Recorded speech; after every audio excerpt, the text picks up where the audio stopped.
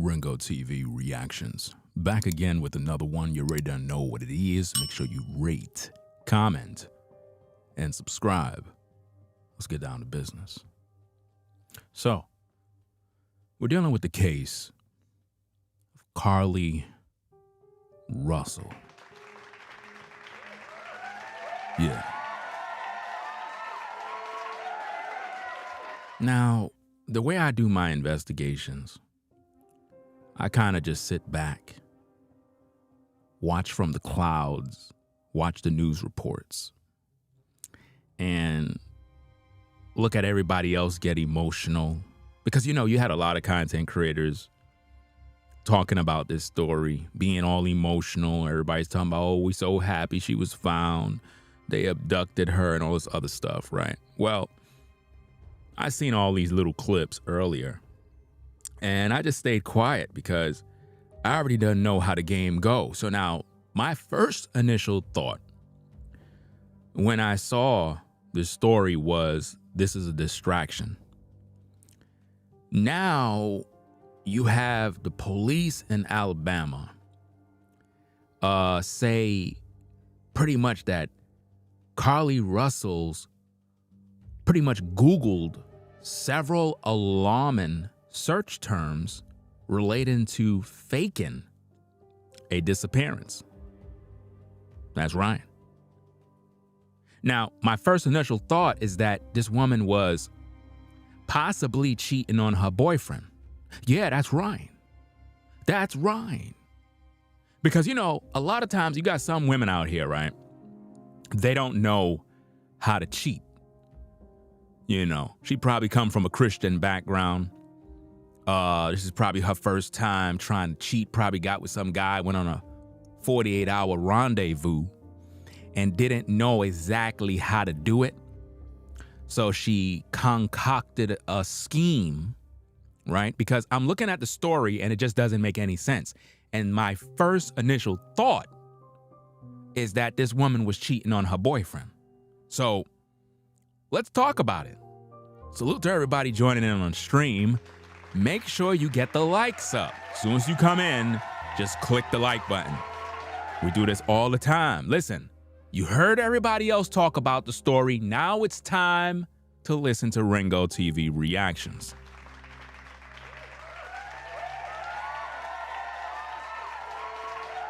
You listen to everybody else, right? Now it's time to hear the real. Okay? So, where do we begin? I mean, where do we begin on this story? Because I want to go all the way back to the beginning. I want to go all the way back to the beginning of the story when, you know, everybody started talking about this, right?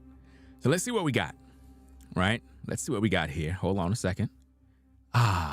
Here we go.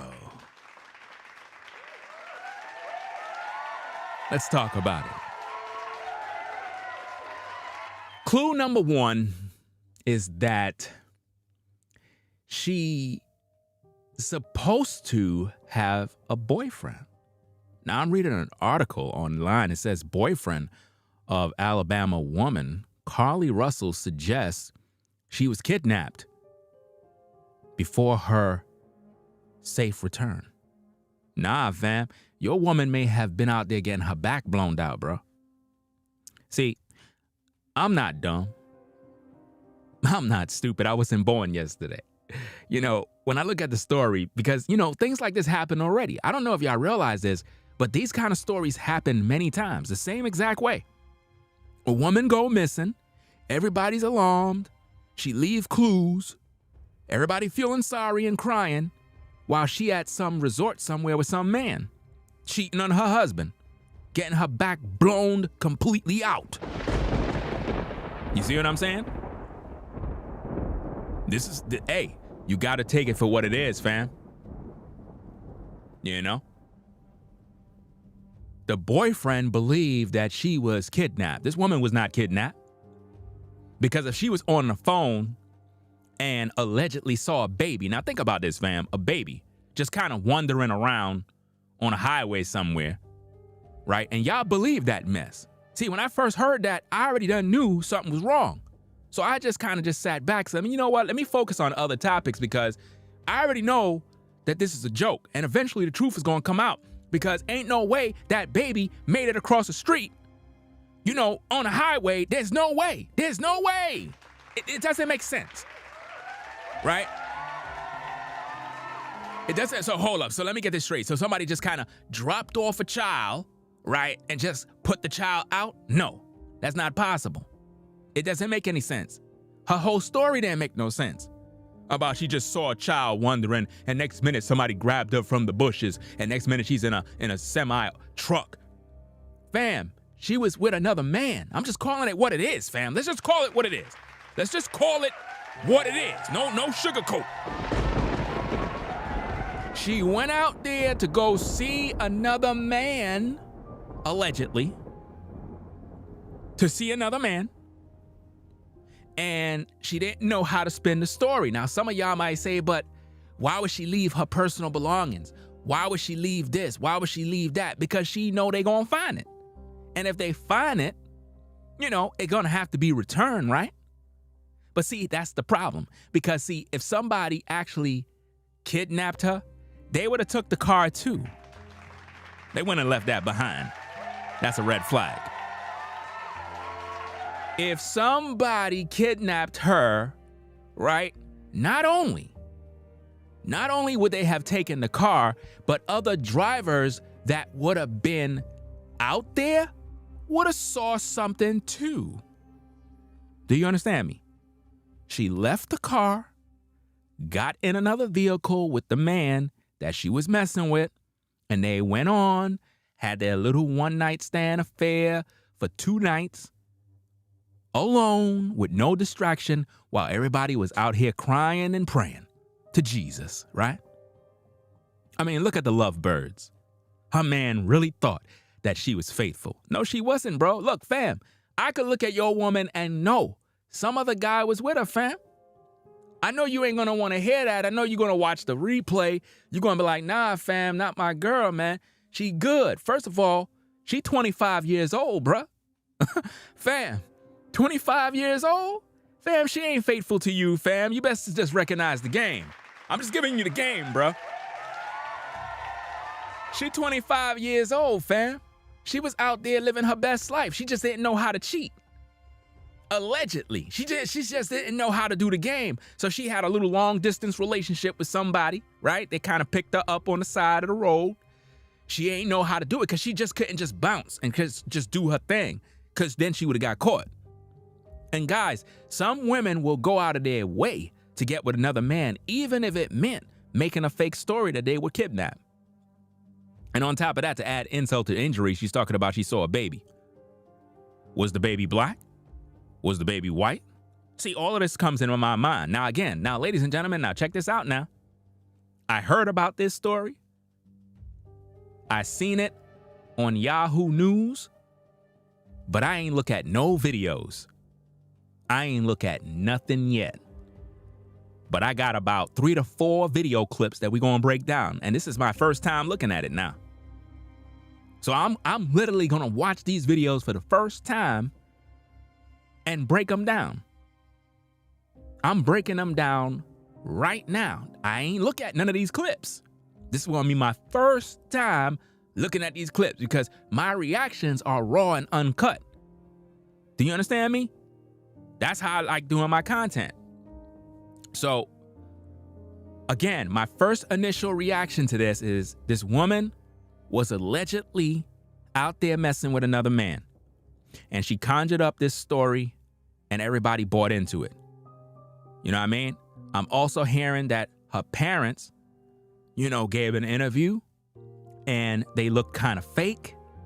They didn't even look like they were worried about her. So it's like, there's a lot of red flags. A lot of red flags, and we got to talk about it, right? All of a sudden, she pops up, return home on foot. Nah, homeboy already dropped her off in his car. How you return home on foot?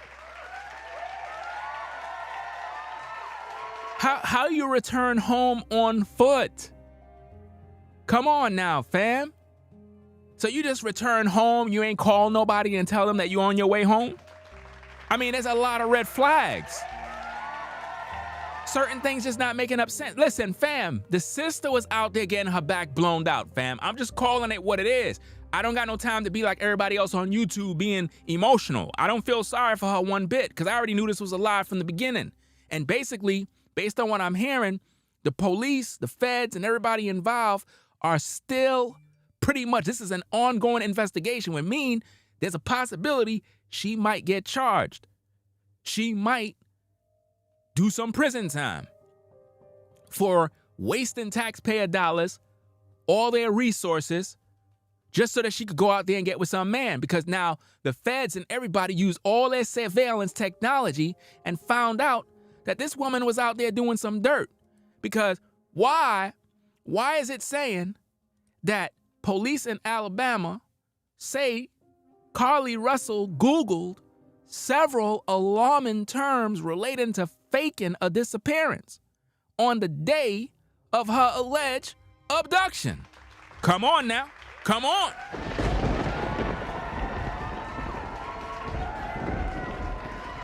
I've been telling y'all for a long time, these cell phones, these computers is going to get you in trouble.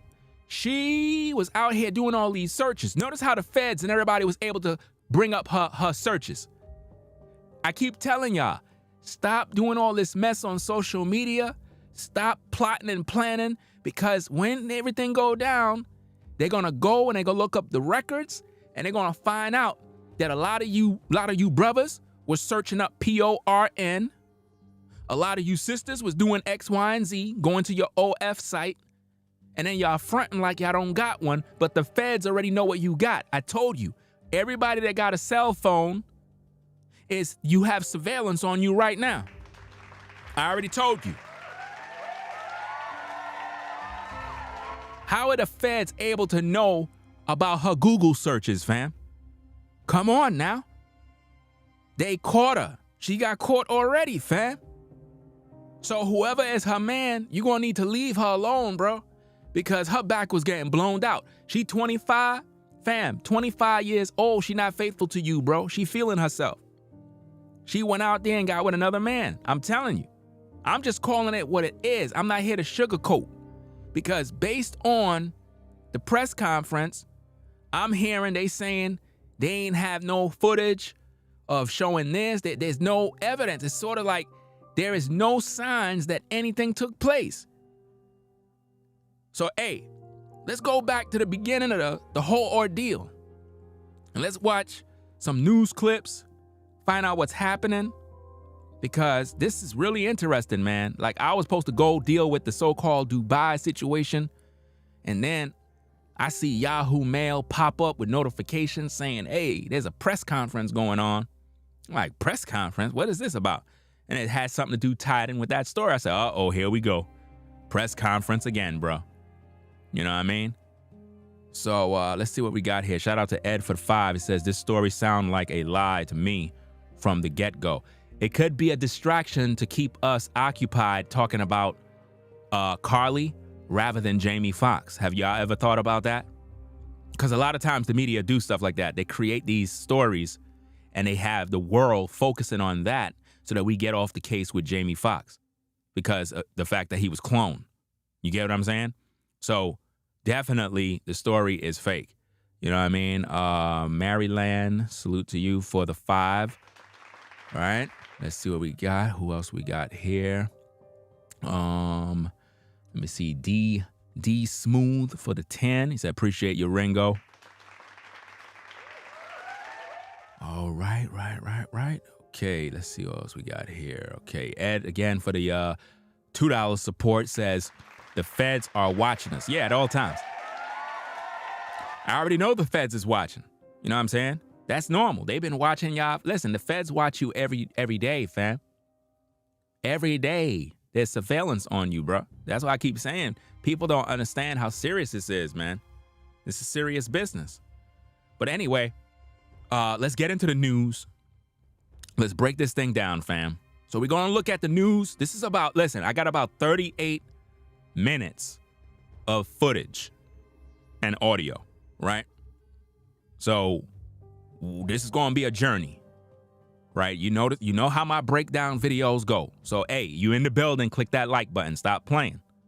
I don't know why you here for and you ain't supporting the streams. You already done know how I am with these breakdowns. I do the best breakdowns on YouTube. Nobody else does a better job. Everybody else already talked and failed. So it's time for me to talk and give you the truth. Everybody else was being sentimental. Oh, let's pray for her. None of those people have vision. Now they double backing now. Now they trying to make content to double back on all the things they previously said. This is why I don't be so quick to talk. That's why I don't be so quick to talk. You know, all these content creators like, oh, she's missing. Let's pray for her. It's so sad. It's a mother's worst nightmare. Now they not singing that tune no more. You see? Nobody don't got no clips of me talking about this story. This is my first time talking about it. Why? Because I sit back. I wait for everything to come out. I wait for the information to manifest. And then I can go do my investigation and thorough breakdown. You know? So my first initial thought, she was cheating on her boyfriend, allegedly. You understand? Because based on the police and the feds, she was searching for things that a kidnapped person should not be searching for. So she was plotting the whole time on how to sneak out and spend 48 hours possibly with another man. So that's the first proof. So I don't want to hear any of you content creators talking about, oh, she was out possibly with another man. Because you got it from me.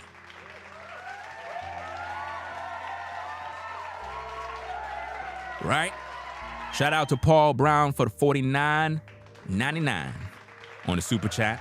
Said, break it down for us, Ringo. Shout out to God's Son for the $1.99. So she was out there getting her cheeks clapped. That's true, fam. Getting them things clapped. No doubt about it, fam. I know what it is. A lot of people just don't want to say it. I just call it straight. I don't want to sugarcoat. But anyway, let's play this tape. Let's hear the news. Again, we're going back in time. We're going back a couple of days when everybody was in their emotions, right? So let's check it out. Let me play the tape and make sure, hopefully there's no copyright. So let me see what's going on. Hold on. Let me do some filtering. Let me see. Hold on a second. Let me do some filtering stuff. Just in case, because the copyrights and all that other stuff. So let me just, like you see like how I just transpose the image to kind of make my background show through it. That kind of helps when it comes to avoiding copyrights and various other nonsense. But anyway, let's play the tape. Hold on, let me get the volume. My apologies. Let me get the volume. Okay. Let's go. Let's go. The first thing I initially thought of is she married? Do she got a man? Is she married and do she got a man? I did my search and I found that she has a boyfriend. 2 and 2, this woman was allegedly out there getting her back blown out, fam. In the next few hours, volunteers will be combing for clues to try and help find a missing woman. A missing woman. So volunteers are out there trying to find a missing woman. That's taxpayer dollars, that's resources. Alabama, 25-year-old Carlee Russell vanished. Let me turn the volume up on this. Hold on a second. Let me add a filter into this so I can turn the volume up a little bit more. Boom, boom, boom. Okay. All right. Right about there should be good. Okay. All right, let's go. Thursday, after police say she reported a toddler wandering on the side of the interstate. And the last thing her family heard, a child wandering on the side of the interstate. Now, that's a lie. That's a lie straight up and down. Was her scream. Now they're hoping to find her safe and bring an end to this nightmare. Really? But we just ask everyone to please, please, please, wherever you are, if you're not in Birmingham, whatever, they could be in Georgia, we don't know. Just 2 hours west of Atlanta, a Birmingham area couple making a nationwide plea for the safe return of their daughter.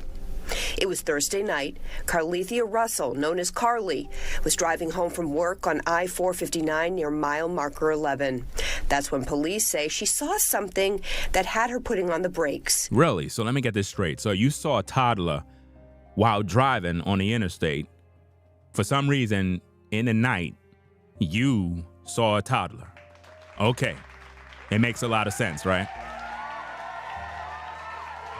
Makes a lot of sense. Think about this, ladies and gentlemen. She's in a car. Everybody's there. It's bumper to bumper traffic. Everybody's going about their business. But her eyes was able to see a child on the side. Are you kidding me? Does that sound... is this making any sense? People can't hardly even see animals unless they see the eyes of the animals. You know, like a deer in headlights or some sort of animal. But they want you to believe that she saw a toddler walking around, you know, on the side in the ditch somewhere, just kind of wandering around, and it made her pull to the side. That's a lie. In my opinion, she concocted this plan to pull up on the side so that she could link up with the dude that she may have been messing around with, allegedly, for the record. And she knew that she could get away with this plot because, hey, she did her research and it would be an elaborate scheme. And she thought she was going to get away with it. But, hey, lo and behold, notice they got a camera. They got a camera that is watching her the whole time. They have a camera. Now, remember, she said that some semi-truck or whatever the case is kidnapped her and all this other mumbo jumbo. That's what she said. But hey, we watching the footage. I'm viewing the footage with you. I have never seen this footage before. This is my first time watching this footage. I'm breaking it down as I go, fam, because I want my reactions to be authentic. Look how dark it is out there. You can't see the sides. You can't see the side areas. All you see is the traffic lights ahead of you. All you can see, fam, anybody that's a driver would know that while driving, the only thing you're going to be seeing is those tail lights of the other cars, the brake lights. That's pretty much it. That's all you can see. Those are dark roads. There ain't no lights out there. The only lights is your headlights. So she's lying. Off the top, logically, she's lying automatically. There's no way she saw a child. Salute to Floridine Rollo Regular Talk for the $2 support. Says, told you guys these ladies do skits. Wow. That's crazy, man. Shout out to BK All Day for the $4.99. Says, always doing your thing, bro. Breaking it down like no other. Straight facts. Salute.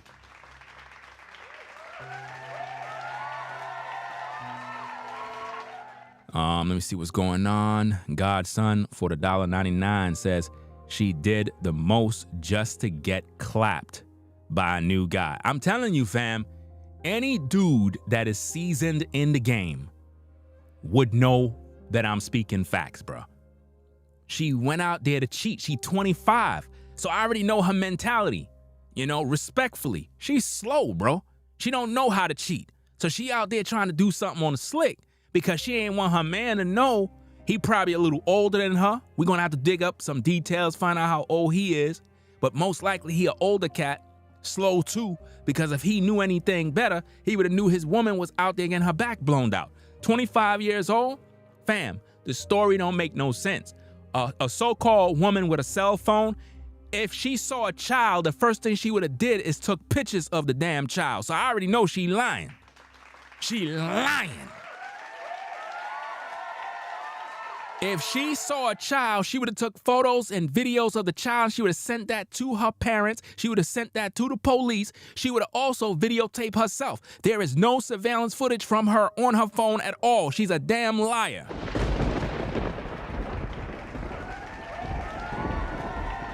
Come on now. Come on now, because think about this, fam. Let's also break this down. Let's use logic and common sense. You pull up out of your car. It's dark as hell out there. Obviously, you're going to turn on your cell phone light with your camera, right or wrong, because you can't see nothing. Why would a woman get out of her car Why would she get out of her car now on the interstate? Why would you get out of your car in the dark when you have nobody else with you to go walk to see some child, when all you had to do is just pull over, stay in your car, and call the cops? Why are you getting out for? Listen, the story makes no sense.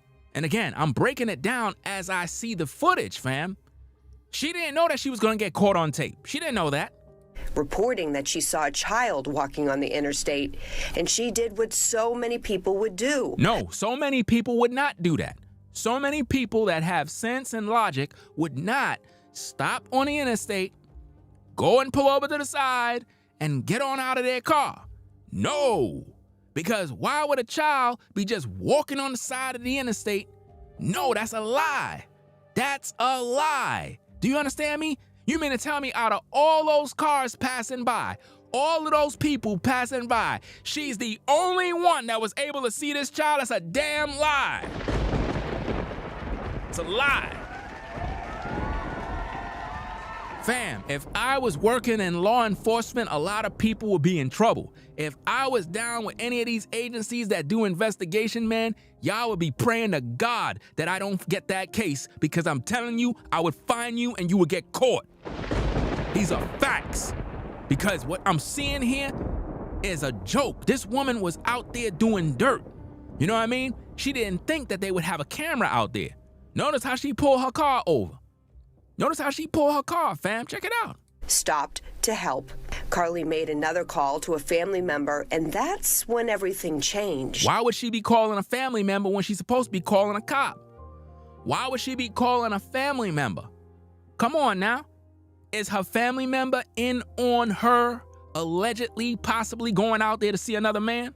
Let's put the story together, because remember, she Google searched all of these things to see. She even Google searched the movie Taken, fam. Y'all remember the movie Taken? I believe she also Googled that. That's crazy, man. Let's go. At some point, she got out the car. My daughter-in-law could hear her asking the child if they were okay. The child didn't respond, or at least she didn't hear her respond. So nobody heard the child respond. So how do we know a child was even there? So notice this, ladies and gentlemen. She was faking like she was asking a child if the child's okay. But nobody heard the child. Nobody heard a child. Think about what's going on here, fam. Is her parents telling the truth, or are they part of the scam? Because these could be crisis actors. These could be agents. I mean, think about it. Everybody got on these shades. It goes back to the film that we talked about. It goes back to Monique, where she talked about the eyes being darkened. You know what I mean? Think about this. What's going on here? This is not making any sense. Let's wind that back a little bit, man. Wind that back a little bit. Changed. At some point, she got out the car. My daughter-in-law could hear her asking the child if they were okay. Your daughter-in-law could hear her asking the child if they're okay. So you expect the child to speak fluently, to say, yes, I'm okay. You expect a toddler to do that, right? Okay. All right, it makes sense. All right, it makes a lot of sense. Let's go. The child didn't respond, or at least she didn't hear her respond. So if she didn't hear nobody respond, there was no child there. It's a made-up story from the jump. He or she respond, and then she heard. As parents, why y'all not crying though? As a father, I'm trying to figure this out. As a father, why I don't see no emotion? Your daughter is allegedly kidnapped. You're calm, cool, collected, got the microphones in your face. Y'all both wearing similar hats, you know what I'm saying? It just looks staged. Y'all just look fake as hell. Something ain't right about the story from the jump, fam. Our daughter Carlee screamed. That, the last sign of Carlee. Really? So let me get this straight. So you heard your daughter scream, but she still got her cell phone. You heard your daughter scream, but the alleged kidnappers took her phone, right? But for some reason, she was able to be returned back home and have money inside her socks. Come on now. Come on now. Come on, fam. Sounds to me like the sister may have went out there and allegedly got hired to get it in with somebody for some cash. Because how you get kidnapped and the kidnappers pretty much didn't check. You said that they pretty much was taking photos of you. This is pretty much some bits and pieces that I've heard of the story, that they pretty much stripped her down and was taking photos. So they left you with your socks on, where you had $100 and something or whatever the case is of cash in your socks. So nobody noticed that, right? Sound like she got paid for a job, fam. Let's go. Officers who were already en route to the location of the initial 911 call located the female's vehicle as well as some of her belongings at the scene. They have found her wig and Wow. Of all the things of her personal belongings, the mom says they found her wig. Sisters, y'all gotta stop this mess with these wigs and these weaves. I'm just keeping it a buck with y'all, fam, because that's sad. It ain't like they found her purse or they found this. They found her wig. That's the first thing the mother said. They found her wig. Wow, that's sad. So she ain't have her hair done, right? She had on a wig, right? That's sad. That's really sad, fam. But let's go. her hat and her cell phone. Fox affiliate. So they found her cell phone. So let me get this straight. Now I know this is a lie. Now I know this is a lie, fam. Because if somebody kidnapped you, they gonna get your phone. If they saw you on your phone, right, and the last thing on your phone was you screaming, was the daughter screaming, then the kidnapper would automatically take the phone because the phone would be a lifeline. The phone would have the evidence. Do you understand me? They would take that phone with them.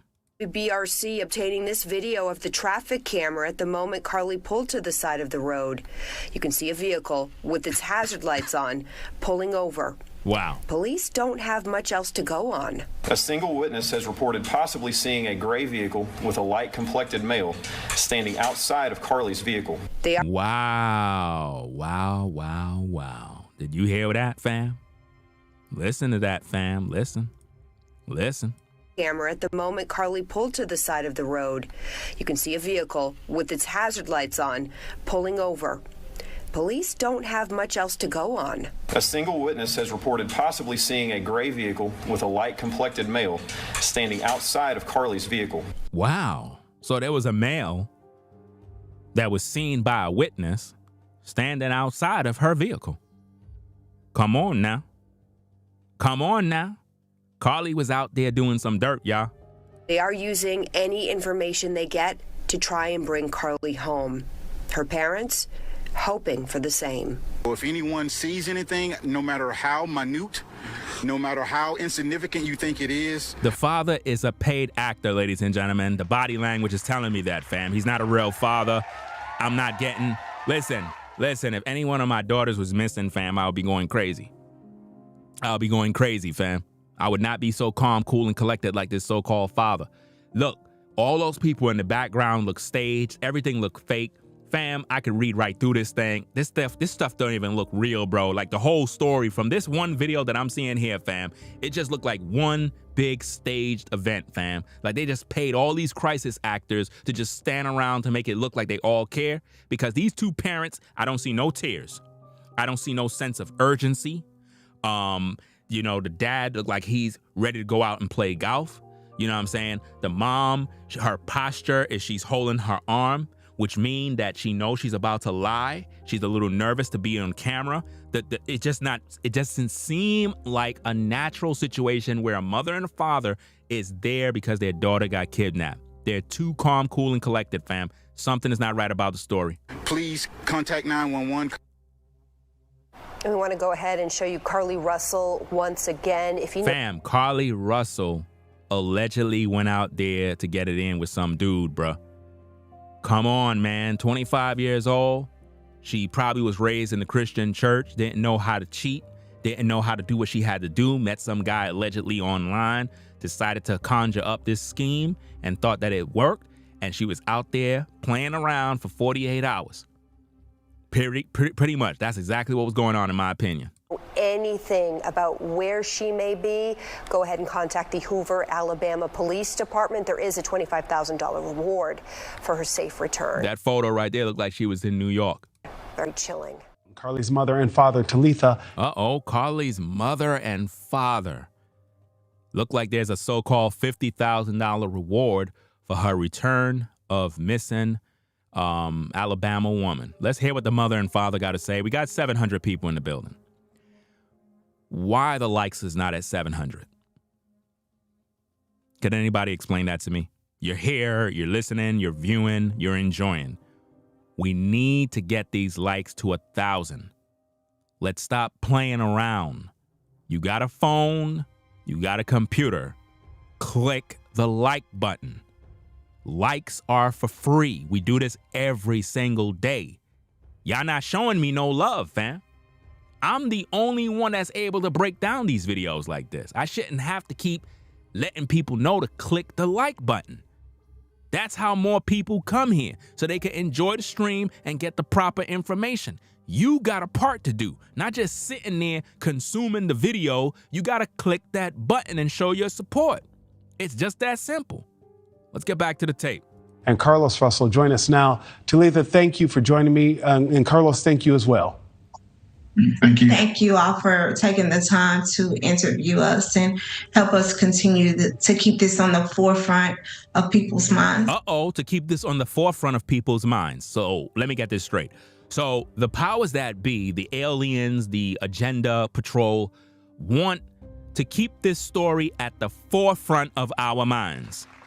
You see that? This is crazy, man. Shout out to Death Before Dishonor for the $5 super chat. Says salute. Let's get back to the tapes. Let's go. I can only imagine how challenging this must be for you. So I don't want to waste any time. It don't look challenging to them because the parents, I don't see no tears. I don't see no sense of worry, urgency. I just don't see that. You know what I mean? They look like paid actors, fam. This does not look like parents that are nervous and concerned for their daughter. I just don't see it, fam. I don't see it. Going on over things that may not matter. Tell us about your daughter and what you want people to know most about her. Listen, fam, I know I am 100% right. This story is not adding up, fam. A couple of years back, fam, I can recall probably about 3-4 years or something like that ago, I can recall my third daughter had a seizure. You know what I'm saying? Had a seizure, fam. I never experienced that direct in front of me. Fam, I was going crazy. I actually was crying. I didn't know what to do because that was my first time seeing my baby, my kid in a messed up situation. I didn't know what to do. So, and she's good now. Everything's okay. You know what I'm saying? She all right. You know what I mean? Everything good. But my point is, there was a time when she was younger that she had a seizure, and man, that sent me through the roof. I didn't know what to do.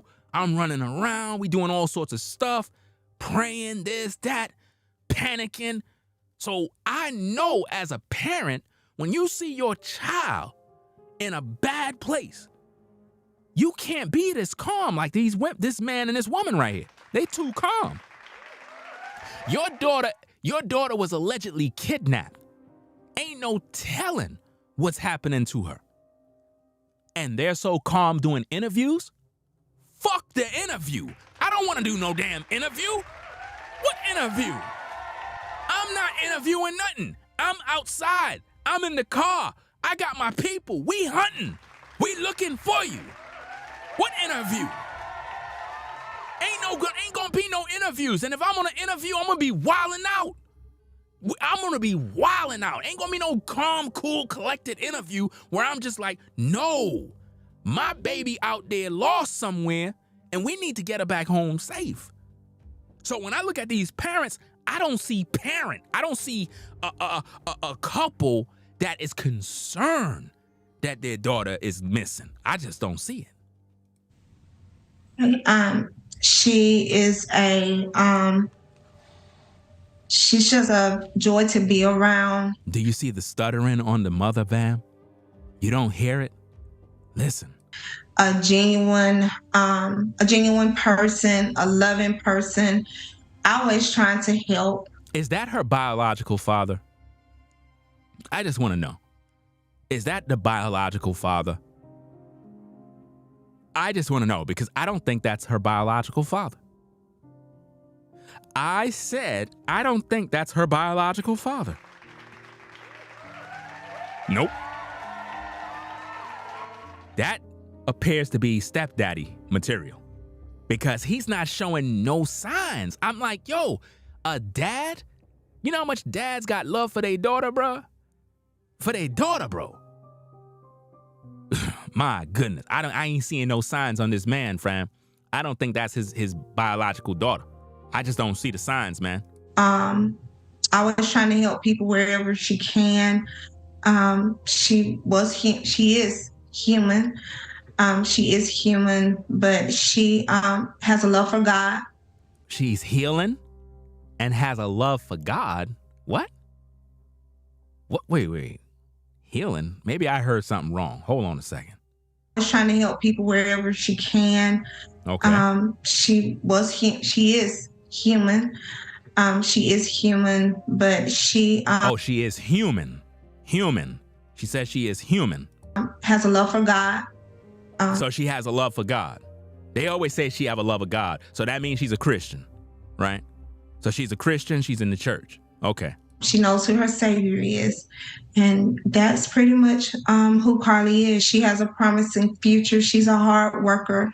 And we just want everyone to do everything within their power, no matter how big, how small, to just make this a joint effort so that we can have the victory. Have the victory? Fam, this story don't sound real at all, bro. I'm just being honest with y'all, fam. My reaction, man, to this, man, is this is fake. This is fake news, what I'm hearing here, fam. There's no way. It seems like the parents is in on this mess. Something's going on, fam. This is either a distraction that the powers that be wanted to put out there because, you know, I've been going heavy with this so-called Jamie Foxx situation. A lot of content creators is talking about it. You know what I mean? And they don't want you to know that Jamie Foxx was cloned. You know, think about it. We got another video to do about Jamie Foxx, fam. They having word right now, if I could just speak on it briefly, that Jamie Foxx threw a party. That's right. They're saying that Jamie Foxx threw a party, right, celebrating his recovery, right? But yet he didn't come online to tell none of his fans that he's good. Let that make sense. Yes, that's what it's saying, fam. I got some information on that. It's kind of spreading around, you know, but we'll talk about that another time. Let's get back to the tape. Carlos, talk to me about the response from the community. Look at the side of the road, fam. Come on now. Come on now. You in your car driving. There is no way that your headlights is beaming on the side of that road and you were able to see a child and nobody else seen that same child. What kind of eyes and vision you got? What kind of vision you got? And also, what was the speed limit on that road? Because knowing the speed limit on that road will also catch her in more lies. That'll catch her in a lie too. Because there's no way your eyes cannot see. You would have had to been in your car with someone else and you on the passenger side of the car just kind of looking. Because if you're paying attention to the road, and you're looking on the side, it makes no sense. It would possibly be that there's a possibility that she may have been in the car with somebody else. You never know how the story is, man. That's why they need to show more footage. Because if they got that surveillance of her car pulling up, surely they should have more footage of her getting into another car or something. Let's go. It's been... There's no way a child was walking on that area right there by the road. There's no way.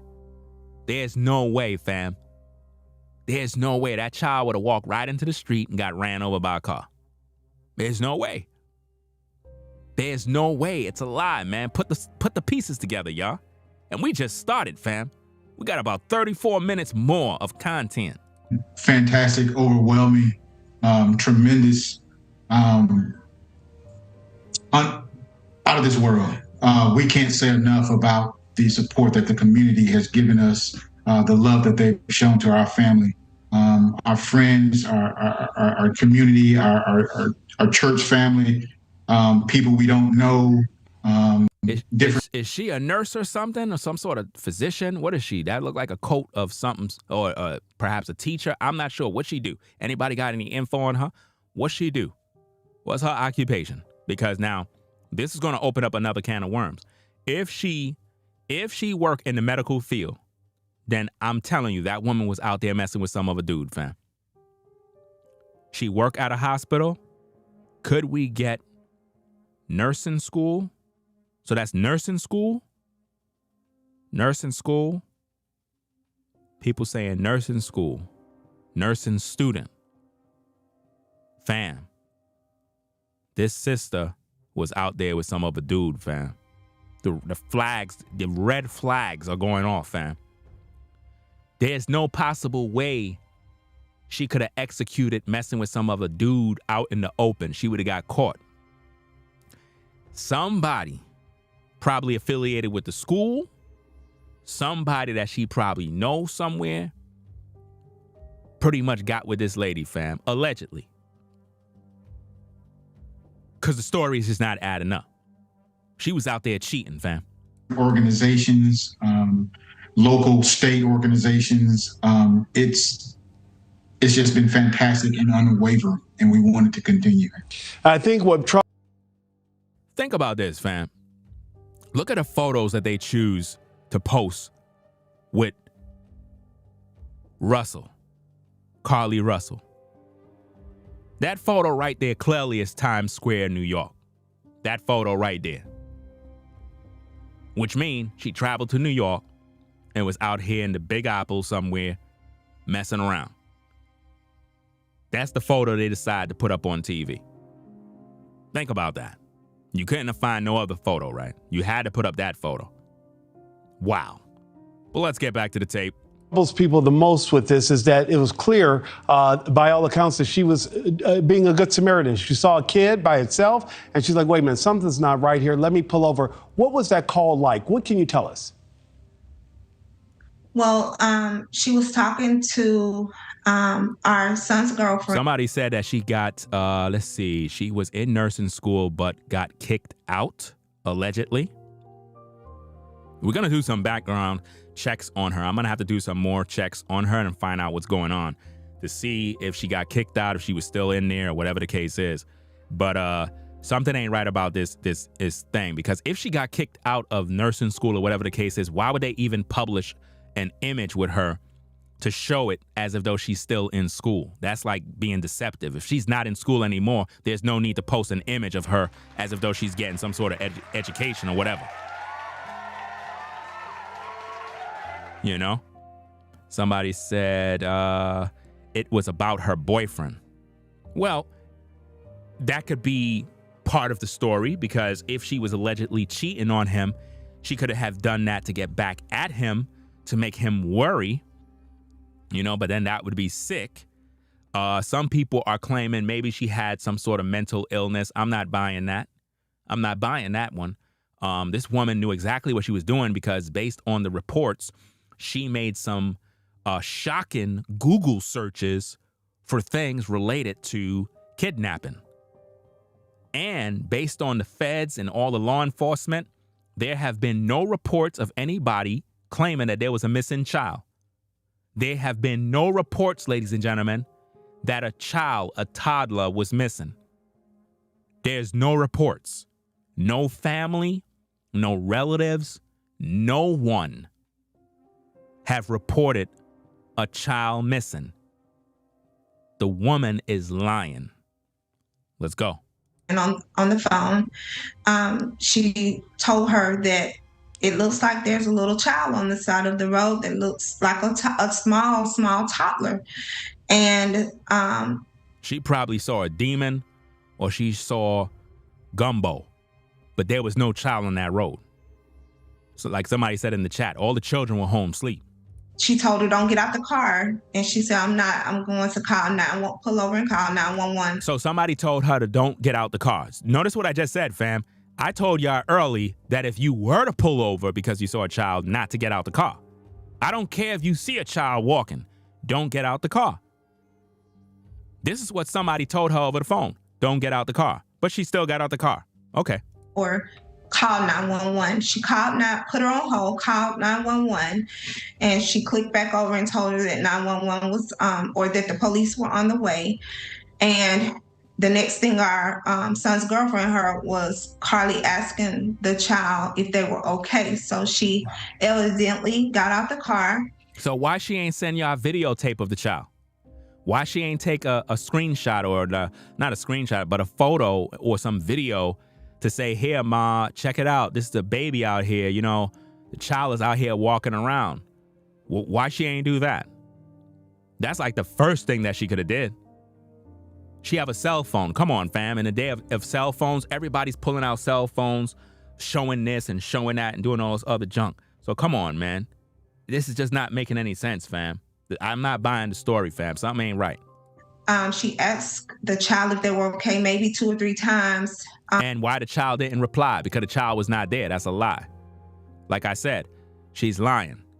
No child was there. It's a damn lie, fam. You understand? Shout out to Carlton for the $5 support. Salute. Said Ringo. Notice her job made no comment about her being a great worker.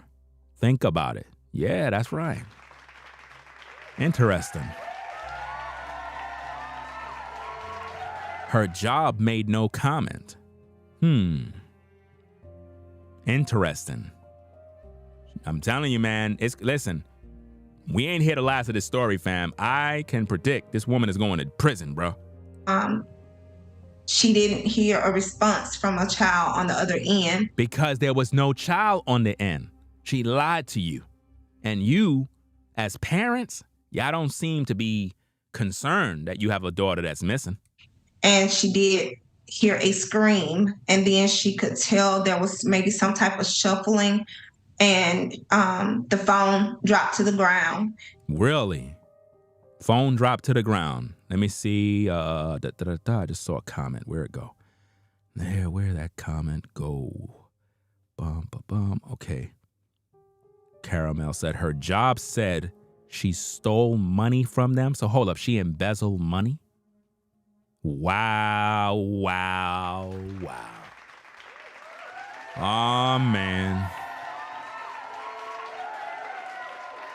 She embezzled money from her job, y'all. Look at the puzzle, it's all coming together. So the job is saying that she stole money? Fam, this woman is going down, man, for felonies, all sorts of felony charges, man. She's done. It's all coming out, fam. Because now we know what it is. She got some more money from the job to go do what she had to do. Probably to pay for the telly, you know, probably to pay for the room, you know, for the 48 hours. You never know. And from there, all she could hear was background noise. By that time, she was coming into the room to alert myself and my son what had just transpired. She kept the line open. She didn't hang up.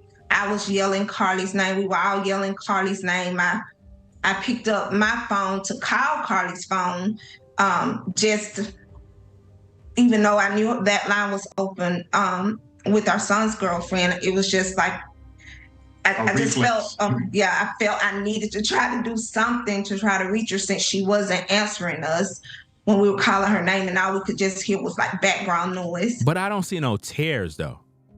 You're supposed to be a mom? I don't see no tears. I don't see no care, love. I just don't see it. Something ain't right with you. And from there, I came and got my husband from the bedroom and told him a brief synopsis of what had just transpired. We needed to throw on some clothes and go to her location. We do share our location through Life 360. And so it was pinging that she was at a particular street. However, when we got there, we did not see her car. And what we realized once the police came to where we were is that. So y'all had a tracker where you could pretty much pinpoint where she was. So you had that all that time. So before she got out that car, you already knew where she was already. Interesting stuff we hearing. Because her car was on the interstate, it was pinging at the street we went to because that street was right behind. She's doing sign language. She's lying. There you go. I was waiting for the sign language. I was waiting for that.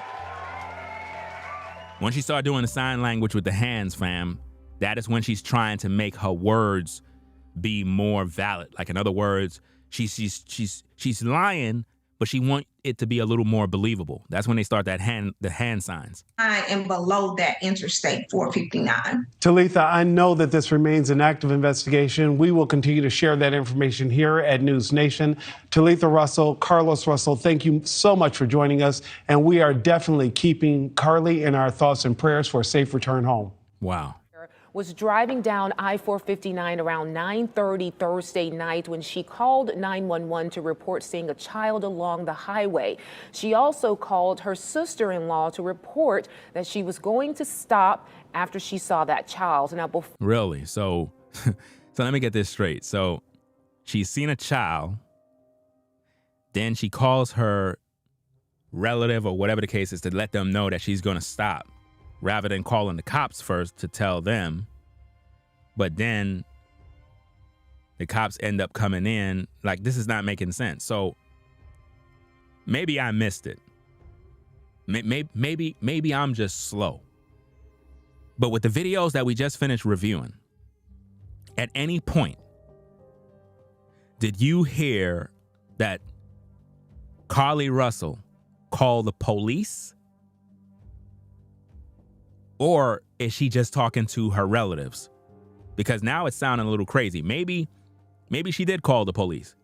But the thing that sounds weird here is because the parents and them said that the last thing they heard is her screaming. So there's no way that she called the police. It would have had to be them, the parents, that called the police. I didn't hear at no time that Carlee Russell called the police from her car. That right there is a red flag. You see a child on the side of the road by the interstate, the first thing you do is call the police. You don't call your parents.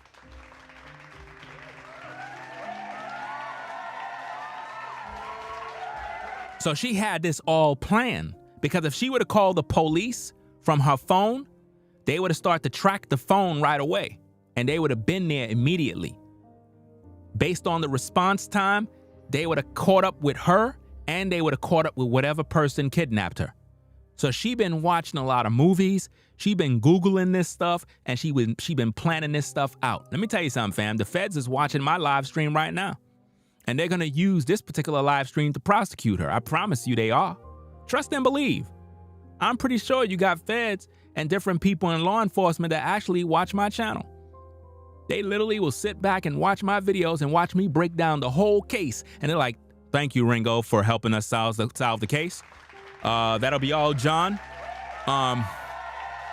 Just download Mr. Ringo's video. We're going to use that in the court, and we're going to pretty much put this together, because it's just not making any sense. The first thing you're supposed to do if you see a child on the side of the road is call the cops. Not your parents, not your sister, to say, hey, sister, I see a child on the side of the road. Who does that? That's dumb. Listen, who do you call when you see a building on fire? Do you call your sister and your uncle? If your house is on fire and you wake up and the house is on fire, do you call your brother in Louisiana?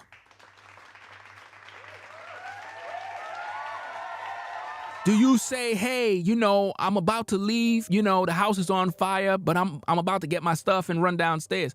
No, you call 911 and they get a hold of the fire department and they do what they got to do. Nobody calls relatives. So if you see a child on the road, that's an emergency. We're talking about a child now, right? This ain't a game. So the whole story about her calling her folks, that right there is a red flag. That's not natural. A natural instinct is call the police. Listen, fam, if I'm walking out in these Brooklyn streets and I'm just kind of chilling, and I see a child walking around in the park and nobody there, I'm not gonna call my relatives and say, hey guys, I'm in the park and there's a toddler walking around. Who does that? First one I'm calling is 911. Hello? Hello? Yeah, there's a child here. I'm in the park. I'm working out. There's a toddler literally walking around. I don't see no parents. I don't see nobody. I'm just letting you guys know, y'all need to send somebody over here quick. You know what I'm saying? And then the cops gonna pull up and do what they gotta do. I ain't gonna call no relatives and be like, hey guys, I see a toddler there. That's stupid. That's dumb. It makes no sense logically. That's not your first reaction as a human being. You know, your first initial reaction is to look around and see if the parents are around. How many of y'all been at a public park and saw a child just kind of there by themselves and you're like, where your mother at? And then the mother kind of came from the woodworks from the side somewhere, and then you're just like, oh, you know, your child here, man, you gotta be a little more careful. Every one of you probably experienced that. The first instinct is, oh, where your mom at? You over here wondering by yourself, who this kid's mom? And then if you realize that the kid is there by itself, then you call the cops, you know?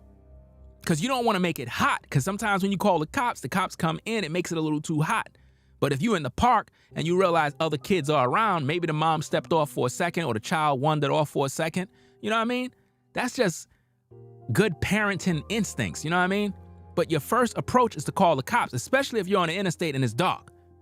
You don't get out the car. That's dumb. Everybody knows that, fam. You never get out the car, right? Let's get back to the tape.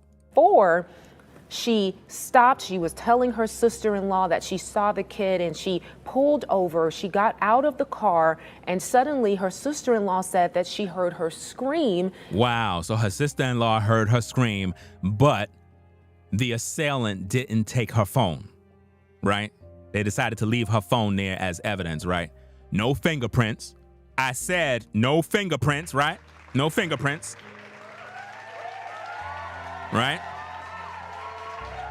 I'm telling you, man, these people, man, be tripping. And then there was silence. Carlee hasn't been seen or heard from since then. That was Thursday night. And police say one witness said that they saw someone in a gray vehicle, a man near that area. We're still working to get details on that. But what you're looking at right now is video of what we believe or could be Carlee's car the night of all of this happening. If that is her and she saw a toddler walking, why is she still driving? Why she got the caution lights on? Why she got the hazards on? She ain't even signaled that she's turning. So it's like, what is going on here, fam? There's no child on no road. That's a lie. These are lies, man. On I-459 and mile marker 11. The car you see at the distance with the flashers on, we believe that to be her car. And the police here pulling up a few minutes later on the scene. This has been an incredible story, just knowing that this young lady is alive at this time. And this is the video that WBRC obtained from traffic cameras the night that Carlee Russell was said to have disappeared off of I-459 at mile marker 11. Again tonight. And this is another thing. This is another thing, fam. This is another thing. How could the cops have gotten there, right? How they got there and knew exactly where she was, right? Now, okay, they got her phone.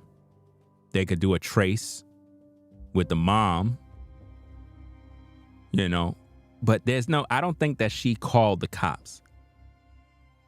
Because if she screamed, there's no way for her to make phone calls. I mean, the phone dropped. The story's not adding up, man. Story not adding up, y'all. Let me see if I rewind this back again, because I want to see something. If they did an edit in the video, let me see. vehicle, a man near that area. We're still working to get details on that. But what you're looking at right now is video of what we believe or could be Carlee's car the night of all of this happening on I-459 and mile marker 11. The car you see at the distance with the flashers on, we believe that to be her car. And the police here pulling up a few minutes later on this. A few minutes later, the police pulled up. I'm trying to look at the timeline of events. So the police pulled up a few minutes later. By then, she already got into another vehicle with somebody else. Now, didn't she say that a semi truck or something like that, she was kidnapped or something in the bushes? Or we're going to get to the story. Let's go. Scene. This has been an incredible story, just knowing that this young lady is alive at this time. And this is the video that WBRC obtained from traffic cameras the night. If somebody kidnapped her, why they didn't sexually assault her? Like, you know, it's just not making sense. It's not making sense. Shout out to Williams for the $20 support. Says keep up the great work, Ringo. Salute to Kay Lauren Lee. Says she called 911, then hung up, and then called her brother's girlfriend. Call 911, then hanged up. I don't know. I mean, you know, maybe there's some truth to it. Maybe you could be right. I just didn't hear anything in the video yet that said that they had a phone call that came in from somebody and they hanged up. You get what I mean? Where they can trace the call. The only way I see that they're able to trace the call or trace her location is due to the mom. Because based on what we heard in the video, the mom said that their phones have some sort of device where they're able to know each other's locations. So she most likely gave that to authorities so that they're able to quickly get on the scene where she is. And that's how it says a few minutes later they were able to get to her. But based on what I'm seeing, the daughter never made a phone call to police. And we're just going off of what we've seen thus far in the video. There has been no phone calls from the daughter thus far. And that right there is a red flag, because if she would have called the cops from her phone from the minute she claimed that she saw the child, the first thing the cops would have told you is to get back in your car. The cops would have told you, do not leave your car. Can I get a witness? The cops would have told her, do not leave your car. Stay in your car. That's what they would have told her. And that's why she did not call the cops. You understand? It doesn't make sense. She did not call the cops, fam. It doesn't make any sense, fam. Let me see. Somebody said she called 911. The press conference played the call. Why would she call 911 if the parents said the last thing they heard is her screaming? Come on.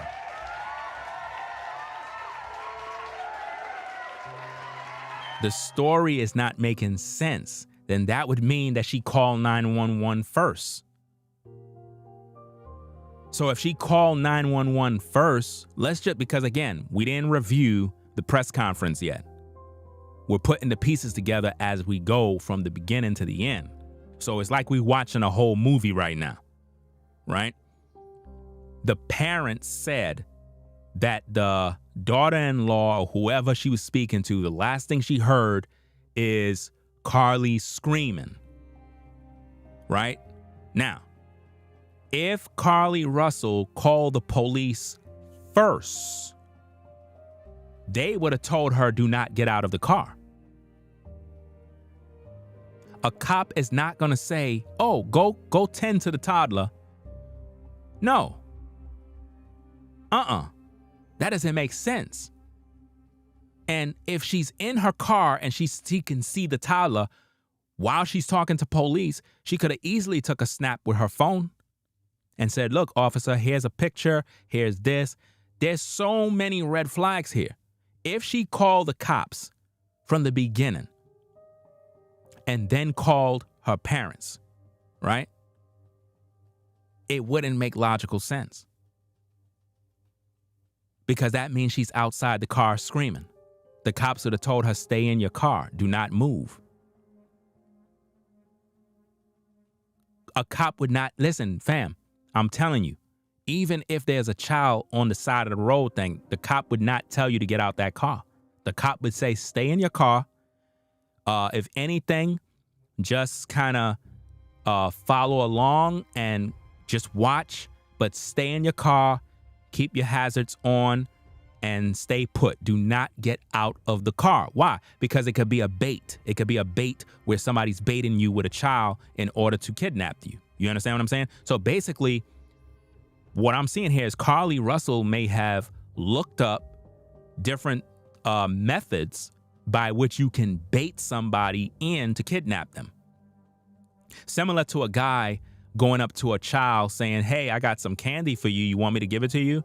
Yes, I want some candy. Okay, come with me. Take my hand, and we're going to go over there by the ice cream truck. We're going to get some candy. And the child going. Next minute, you never see that child again. Happens all the time, right? So I'm not buying it that she called first. If anything, the parents may have heard her scream last, and then to make her story look good, she probably made another call. But to call first, that means she would have disobeyed police orders in terms of staying in the car, to stay put. Now, when we review the press conference, because the press conference that we're going to review is smoking hot with a lot of details. So make sure you click that like, fam, because we breaking this thing down. The press conference have a lot of details, so we're going to end up, I guess, hearing a phone call because somebody in the chat said that she did call the police. Let me see. Yvette says she didn't call her parents. The family member did. The parents then called the police. You see that? So based on what Yvette is saying, she didn't call her parents. The family member did. So based on what we're getting, Carlee called the stepsister. The stepsister, not stepsister, god sister or whatever. She called the parents. See, it doesn't make sense. It's like, why she called the other person rather than just calling her parents straight? Like, it's just not making sense, you know? And then the parents call the police, but it's all backwards. She was supposed to call the police. She plotted this out, fam. She planned this. It's not making logical sense. You would call the cops first. Let's get back to the tape. Carlee Russell was said to have disappeared off of I-459 at mile marker 11. Again, tonight, the community elated. This was earlier today as search crews came together at the Hoover Met to look for her. Her mother and father telling WBRC that they were overwhelmed with the outpouring of support that they have received. And the people are going to always do that in a community. When you have a good community and you have people that have families, they're going to be concerned about this. But the sad part is it's not making sense. And to know that there's some foul play, the community is going to be heartbroken. It's going to divide the community now. It's going to divide the community if it's found out that this young lady actually was mixed mingling with some other guy somewhere. Imagine that footage come out. Imagine that bombshell drop later on down the road where it finds out that she was really out there messing around with some other dude, man, and conjured up this whole scheme to get away. Because based on the chat, I'm hearing that she embezzled some money from her job, right? That don't sound good, fam. From their family, friends, and even strangers. Her mother telling us people were just coming up to her, hugging her to let her know that they could not sit at home while her baby was missing, and they were going to help her in any way that they could. You can see Anaya Blanchard's mother there on top of that truck. She joined in on the search to help with all of this. She said she was angry about the alert system in our state because it is pretty much non-existent. for people like Carlee Russell who go missing, adults. And she tonight confirming to us, before we got all of the updates from police, that Carlee had been found and returned home, and now she is at UAB Hospital being cared for. And UAB Hospital being cared for? Okay. We'll talk about that another time, I guess. Evaluated. This is incredible. Take a look at this video here earlier from some of the neighborhoods that our house. This is the house of the neighborhood where Carlee returned home. Minutes after she was found, after she returned there, you can see the police lights in the distance. So hold up. So she returned back home in the night, in the dark? Come on, y'all. This is not making sense. Hoover police confirming to WBRC they received a phone call around 10:45 that she had returned home. Fire department showed up, police showed up. Wait a minute now, hold on a second. Think about this. I just got a download from the Most High. I just got a download. Well, let me see what's going on. Caramel said, Ringo, the police stopped her $60K GoFundMe. Uh-oh. Uh-oh.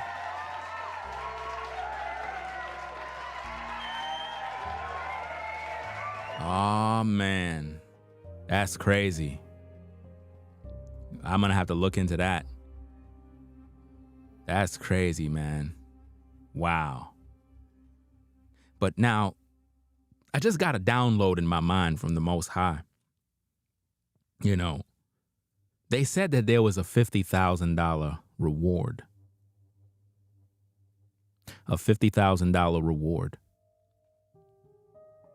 Could it be that, because normally when they give these awards, they don't announce that somebody tipped them off with the information that helped to get her back. Could it be that there's a possibility that maybe she was with somebody and they knew that there would be one of these awards for any sort of information? And it's somebody that she's familiar with, and they end up getting the $50,000 reward. And now they get to split the money as she get returned back home. People do some sick stuff, fam, for money. Anything for money, fam. You know?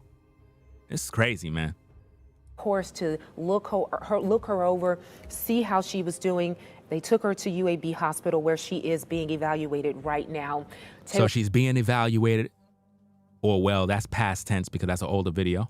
Pollock is there at the scene. We have our crews there speaking with family. Taylor Pollock saying that she spoke to a friend who just says she's happy to have her home. And that has been the message throughout the duration of these last 48 hours. People just wanted Carlee Russell to be returned home alive and safe. And that is the most important detail. What is exactly the purpose and point of somebody kidnapping her?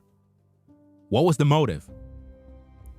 Because if there was no grape, if there was no molestation, if there was no sexual anything, if no money were gained, what is the point, or what was the point, I should say, of kidnapping her?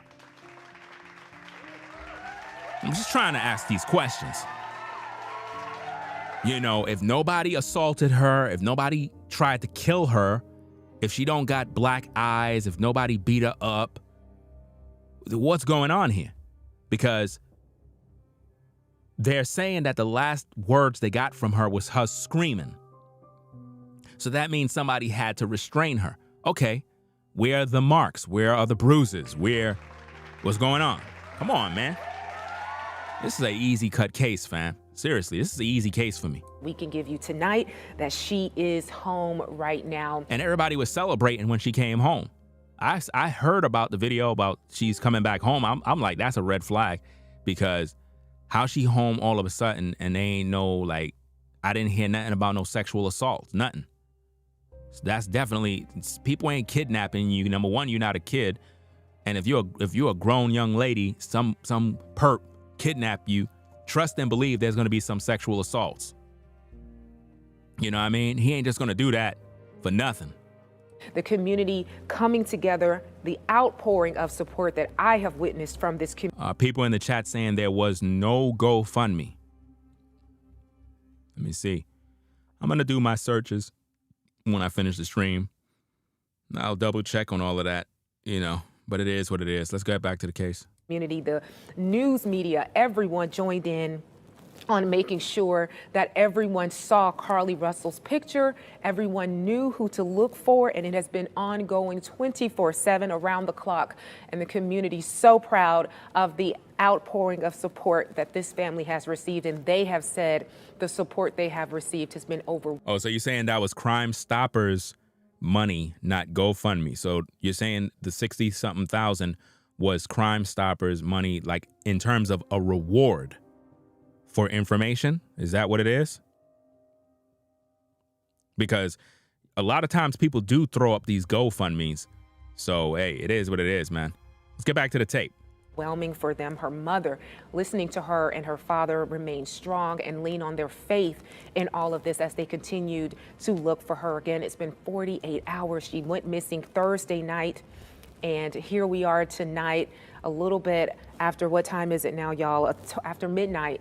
And we're giving you this wonderful news that she has returned home. How she just returned home after being kidnapped? How? How did she get back home? She walked home? How did she get away? Was she taken away by gunpoint? By knife? How many perps were there? See, you got to put the puzzle together, fam. It's not making sense. And I'm telling you, we haven't even get into the main course of the meal. And that's the press conference. The press conference is what has all the major details, fam. She is being evaluated, but the most important detail is that she is alive and is being evaluated right now. Evaluated? The only thing you need to be evaluating is, was there any sort of trauma, any sort of stress, her vital signs? Was there any, sexual assault? These are the things that need to be checked. If none of those things exist, then I don't understand what you mean by she was kidnapped. That's just a lie. I just don't see it. I just don't see it happening, fam. They made up the whole story. Let me see. Shout out to K. Lauren Lee again for the $4.99 on the super chat. Says, she simply is a privileged girl reacting out her privileged life. She got out of control this time. Wow. So I don't know exactly where she lived or her lifestyle, but, the community that she's from seems to be a nice neighborhood. You know what I mean? Hey, maybe she have a privileged life and she's just out there just trying to live her best life, and she did it the wrong way. But it's going to all come out. I'm telling you, it's going to come out. It's going to be really interesting in the end to find out what really went down with this woman. Now, I am being told that we have a crew in the neighborhood at her house where she returned, and we're going to go to them in just a few minutes. But again, Angela Harris, who was Anaya Blanchard's mother, were confirmed to us about all of this. And let's go now to our own anchor, WBRC anchor Janice Rogers. Janice, can you tell me where you are and what you know about all of this so far? Hey, Brittany, I am at home, actually, at this moment. We had ridden over to where Carlee Russell lives. I'm back home now. But I'd been talking to Angela Harris, as you mentioned, about this case tonight, what she knew, if she had any information about some of the rumors we were hearing. And I said, well, certainly if you learn anything, please call us and let us know. And she called me right before 11 o'clock and said that she was crying on the phone, saying that they had found her, that she was alive. Again, like you had already reported, she'd been dropped off at her family's home, and that they were that she appeared to be in shock. She was dropped off at her family home. Dropped off by who? What? That they were going to take her to UAB Hospital, which we now know that they did. But just hearing Angela cry, as most of our viewers will know. Yeah, she definitely do look like another person. This is what happened when these women keep wearing this makeup mess, fam. They be looking, they put on these masks and look like a whole nother person. It's just sad. Angela Harris, Anaya Blanchard's mother, who sadly had gone through this, but her daughter ended up being murdered and not coming home. But she had been helping this family through their concern of trying to find their daughter over the past couple of days. And she's the one who told us about it tonight, that she indeed is alive, but in shock, as she described it. Absolutely. Janice, you said that she was dropped off at her house. Do you know more about that? I don't at this point, and Angela did not. She was dropped off by her house. Who dropped her off, fam? Come on, man. This story is crazy, man. Either, but the fact that she was dropped off at her house, that was pretty surprising, and you can only imagine the relief among her family, the neighbors who had held that vigil that we all saw this week, yesterday, to try to bring her back. So, you'd been talking about it, a lot of prayers. People really were engaged in this story. And, regardless, it doesn't matter what happened. We'll learn the details later. This sounds even more fake. The person who's talking sound like a crisis actor as well. If you really think about it, it sounds like fake news. It sound like fake news. If you really listen to it carefully with that person that was talking, it sounds fake, like they all fabricated this whole story, fam. Of why she disappeared, what happened to her. But right now the relief is that she's alive and she's back with her family. Absolutely, Janice. Thank you so much. And again, that is the most important detail. 25-year-old Carlee Russell has returned home. She is being evaluated at UAB Hospital. She is alive, and that is the most important detail of this entire story. We will keep you up. Wait a minute. Hold on. Let me see. Somebody said, let me see. Unveiled woman says they said there's video of her walking in her neighborhood, calm, and waited till she got a couple of feet from her house. Then, I guess, started wailing as she got closer to her door. It's in the press conference. That's crazy. Well, we're going to get to it. We got the tape with everything. The next update will be at 5 on our morning newscast. We thank you for joining us tonight, and we definitely are very glad that Carlee Russell is home tonight. Thank you. This has been... I don't want to hear none of that "this has been" mess. I don't want to hear none of that mess. Let me see what we got. Okay. I just paused it because I don't want to hear all of that mess. Why is it a blank space? Okay, this is the press conference right here, fam. So let's play this. This is the press conference now. Now it's going to get really hot. Let's just say the show now begins, fam. This is where it gets really serious now. Let's go. Good afternoon and welcome to the... Hold on a second. It's playing from one ear. I'll correct that in a minute. Let me go into the settings. Let's see. Oh, I know what to do. Go here, put it on mono. Okay, let's see. Okay, mono. And now we should have audio in both left and right. Let's go. Frank and Pam Bearfield Training Center. I'm Captain Keith Sescaleba, that's spelled Keithsescaleba, with the Hoover Police Department. Joining me at the podium today will be Hoover Mayor Frank Brocato, spelled Brocato, and Hoover Police Chief Nick Derzis, spelled Derzis. You may also hear from Lieutenant Daniel Lowe, spelled Lowe, of the Hoover Police Investigations Division. Mayor Brocato will make a brief opening statement, and then Chief Derzis will read... You could tell that this is serious business. The guy over there in the purplish color coat jacket, you could tell that he's not there to play no games. The other guy on the far left is pissed. These guys thoroughly did their job. This is not a game. They want to know what's going on here. Let's get back to the tape. Prepared statement. After Chief's statement is complete, there will be an opportunity to ask a few questions regarding this investigation. Keep in mind that this is still an ongoing investigation, so there may be some questions that we cannot answer. With that, I will turn it over to Mayor Brocato. Uh-oh. He's not happy, y'all. He's pissed. His facial expression says it all. He's upset. He don't know what's going on. He's looking at, look, man, a lot of taxpayer dollars was used. We've been out here searching. Something ain't right. Thank you and good afternoon for you all coming today. You know, 6 days ago, our community learned about the disappearance of Carlee Russell, and it sent fear and pandemonium not just through our city, but the entire state and the nation as well. The media quickly joined us to get the word out about Carlee. Really? Really, Rosie? You're going to ask where is she? Like, are you serious? Man, I tell you, bro. I'm telling you, man, I don't know what's the matter with human beings anymore. I really don't. Our community sprung into action, and they organized search parties, arranged prayer vigils, and they took other steps that I'm not even aware of to help in this situation.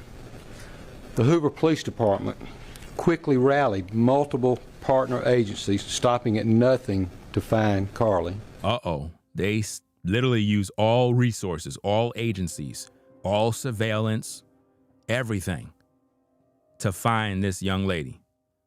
And I'm going to tell you something, man. What they found is alarming. This is really, really bad. I'd like to take this time to say thank you first to the Hoover Police Department, our partner agencies, our wonderful community, and to all those that aided in some way in connection with this situation. As the days have gone on and more information has been shared, we know everyone has questions. The Hoover Police Department is known for being very methodical and thorough with their investigations. For that reason, we did not feel comfortable speaking in detail publicly until now. Uh-oh. It is important that we share this information now so that our community can be put at ease. Now they trying to put out this info because they want the community to know the real. Because everybody been out here praying, searching, crying, you know. And what they've uncovered is information that is very alarming. Shocking, to say the least. So at this time, I'll turn the microphone over to Hoover Police Chief Nick Dursis. Thank you. Thank you, Mayor. Thank everyone for being here today. Besides me stands the team who played a significant role in this investigation. I want to thank our department, members of surrounding local law enforcement agencies, the FBI, Secret Service. Oh, man, the FBI, the Secret Service. Wow. Carlee Russell, you're done. You're finished. United States Marshals and ALEA for their assistance in this case. We said from the evening of July 13th, our focus would be the safe return of Carlee Russell. That occurred on Saturday, July 15th, approximately 49 hours after she called 911 and disappeared. Uh-oh. Uh-oh. You just heard it right there. Uh-oh.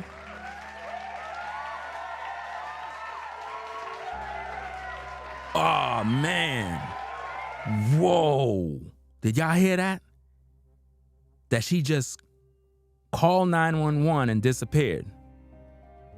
What is going on? This is getting crazy. Man, this is wild. Let's play the tape. This is crazy. From that point, our focus has been to determine Carlee's whereabouts during that time and what exactly took place. Let me say up front, this investigation is not over. Wow. We're still working this case, and we'll be working this case until we uncover every piece of evidence that helps us account for the 49 hours that Carlee Russell was missing. Which mean they're going to dig up dirt. Which mean she's done. They're going to go dig up dirt. They're going to bring out all the surveillance. They're going to use all their resources to find out if she was at another location. They're going to use all sorts of satellite stuff. I'm telling you, they're going to bring out all of their tricks, man. And I guarantee you, man, she's going to do some time. I'm just saying it first. She's going to be doing some hard time. However, through the public interest, and in some cases, public fear, that this story has generated, we owe it to our citizens to tell them the facts that we have uncovered. Wow. So I will give you the facts that we know today. Uh-oh. On July 13th, at approximately 8:20 p.m., Carlee left work from a business at the Summit. Surveillance video from her place of employment shows Carlee concealed a dark-colored bathrobe, a roll of toilet paper, and other items belonging to the business prior to her departure. A dark robe, ladies and gentlemen. A dark robe. Fam, you know I'm loving this case right here. Oh, yeah. Listen. Let's rewind back that piece again, fam. A dark robe. Listen carefully now. From a business at the Summit. Surveillance video from her place of employment shows Carlee concealed a dark-colored bathrobe, a roll of toilet paper, and other items belonging to the business prior to her departure. A dark robe, fam. She knew she was going to be out there at night. She knew she was going to be in a dark location. That's why she got the dark bathrobe.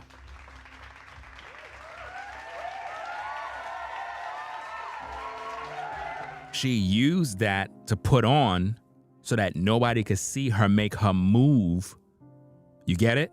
Because she possibly may have thought the camera would catch her. So by her putting on a dark robe, you have to understand she's able to move in the night, in the shadows, and be able to get where she got to go. And it'll appear as if though somebody kidnapped her. And based on traffic, you know, she could make it appear as if though somebody else kidnapped her, another vehicle, when she may have just went and walked off into the sunset and pretty much did her thing. That's where that bathrobe come in. And notice she took these items too. So that's theft. Come on now.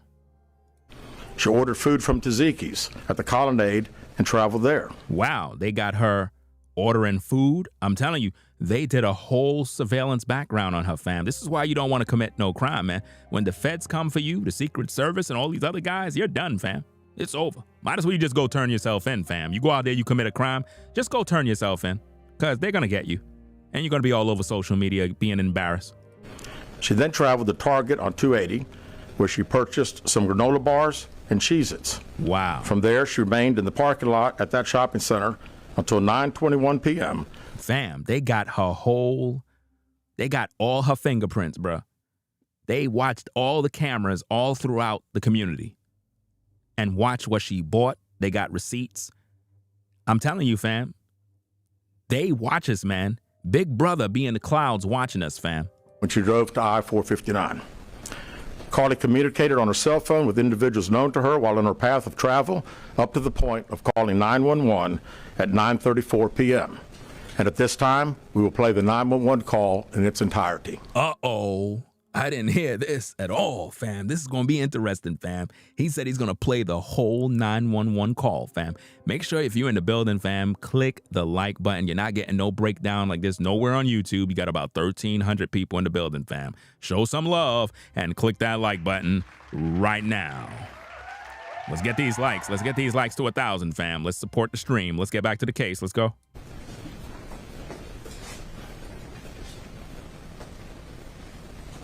Look at his face, man. He's not happy about this. Shout out to Zato for the $1.99. Likes up. Pay up. Get the likes up.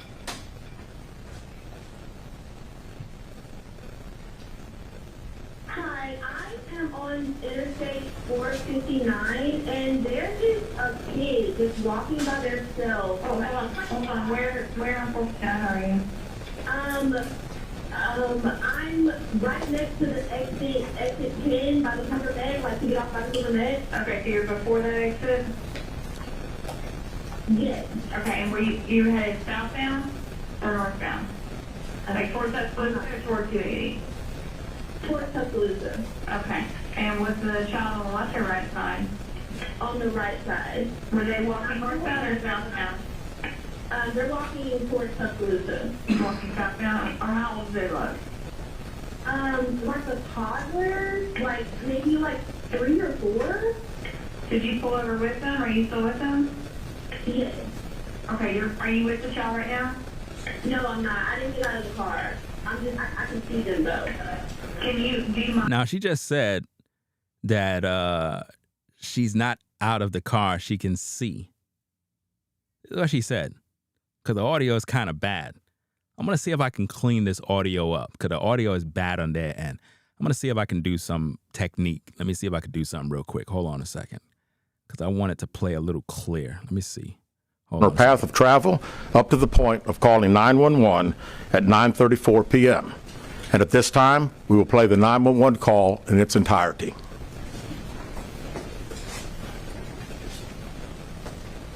I want to add a filter and see if it helps.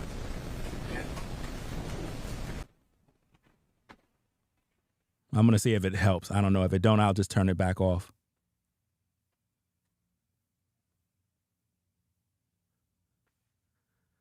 Let's see if it helps. Hi, I am on Interstate 459, and there's a kid just walking by themselves. Oh, hold on. Where on Fulton are you? I'm right next to the exit 10 by the Peppermint, like to get off by the Peppermint. Okay, so you're before that exit? Yes. Okay, and were you headed southbound or northbound? Like towards Tuscaloosa or toward 280? Towards Tuscaloosa. Okay, and was the child on the left or right side? On the right side. Were they walking northbound or southbound? They're walking towards Tuscaloosa. Walking southbound? Or how old do they look? Like a toddler, maybe 3 or 4. Did you pull over with them? Are you still with them? Yes. Okay, are you with the child right now?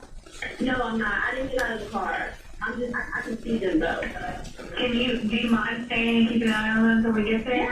Yeah, sure, yeah. I got to rewind that back again. There's a lot of stuff to unpack in here, fam. There is a lot. My goodness, man. This is why their faces are looking like that, fam. They know that she's lying, fam. Let me get this thing back. So the filter that I put on the audio, it allowed you to hear it a little more clear. Could we get a 1 in the chat if the audio seems to be better? Let's play the tape. I'm gonna try to pause it to break it down a little bit.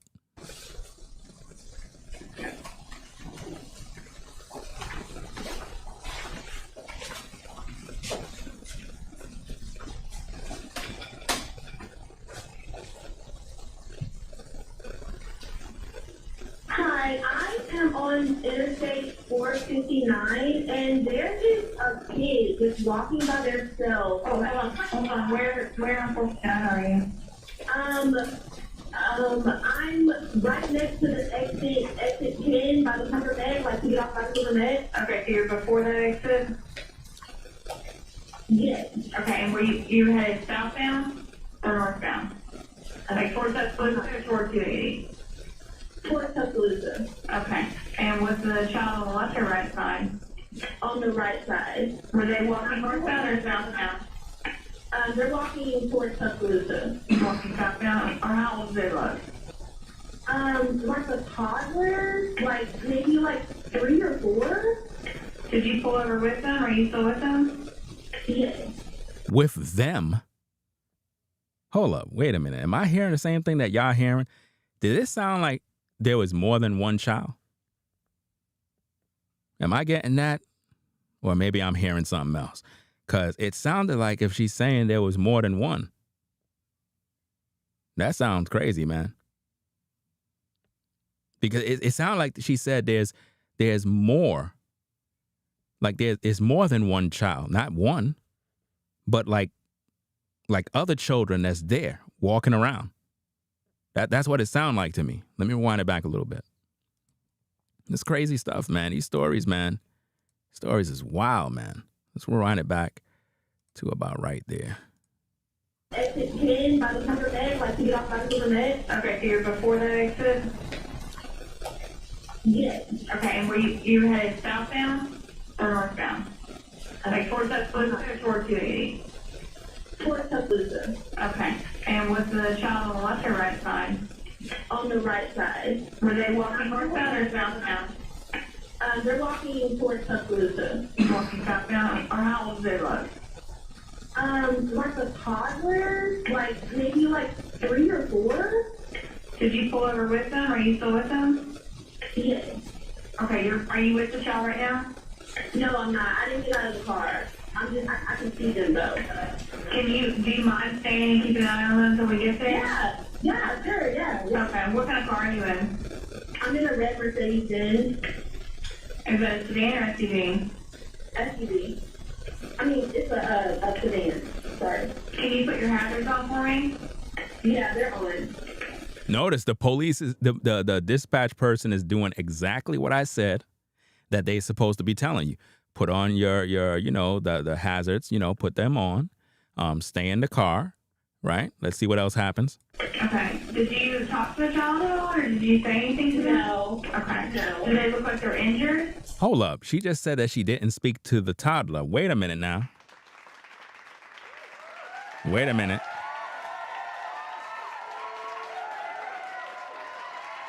She said she didn't speak to the child, but on the phone call, she said that she asked, is the child is good? That she asked the child, are you okay? So that's a lie right there. That's a conflicting story, fam. Something ain't right with this case, man. It's not smelling good, bro. No, they don't. Are they white, black, Hispanic, or Asian? They're white. Okay. White? Did she just say that the child is white? Had to be white because there's no way she would have saw the child on the side if the child was a so-called black kid, right? Hey, I'm trying to add some humor to this because there is no way if the child was dark-skinned or brown-skinned that you would have saw them there, fam. This is one of the blessings of being a so-called black man, black woman is that, hey, if the cops are searching for you and you hanging out on the side of the road, fam, they're going to drive right on by. And they can't see you. But now if you're a white man, oh, yeah, you're going to jail. They definitely going to catch you, fam. You can't hide, fam. There's no way around it. But let's rewind that back a little bit. Hear what she got to say. Northbound. I think towards Tuscaloosa or toward 280? Towards Tuscaloosa. Okay. And was the child on the left or right side? On the right side. Were they walking northbound or southbound? They're walking towards Tuscaloosa. Why she says they're walking? That's more than one. They're, yeah, this I mean, this just not sounding right, man. Yeah, or how old do they look? Like a toddler, maybe 3 or 4. Did you pull over with them? Are you still with them? Yes. Okay, are you with the child right now? No, I'm not. I didn't get out of the car. I can see them though. Do you mind staying and keeping an eye on them until we get there? Yeah, sure, yeah. Okay, what kind of car are you in? I'm in a red Mercedes-Benz. Is that a sedan or SUV? SUV. I mean, it's a sedan. Sorry. Can you put your hazards on for me? Yeah, they're on. Okay. Did you talk to the child at all, or did you say anything to them? No. Okay. No. Do they look like they're injured? No, they don't. Are they white, black, Hispanic, or Asian? They're white. Okay. Is it male or female? I think it's a boy, a little boy. White male? Okay. So is he wearing clothes? Yes. Okay. What is he wearing? It's a white t-shirt, and it doesn't look like he has any pants on. It looks like a diaper. And you don't see any cars anywhere? No cars anywhere. How could children or a child just be wandering around in a diaper with a white shirt on in the middle of nowhere?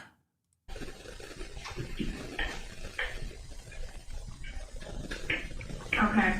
All right. What's your name? My name is Carlee Russell.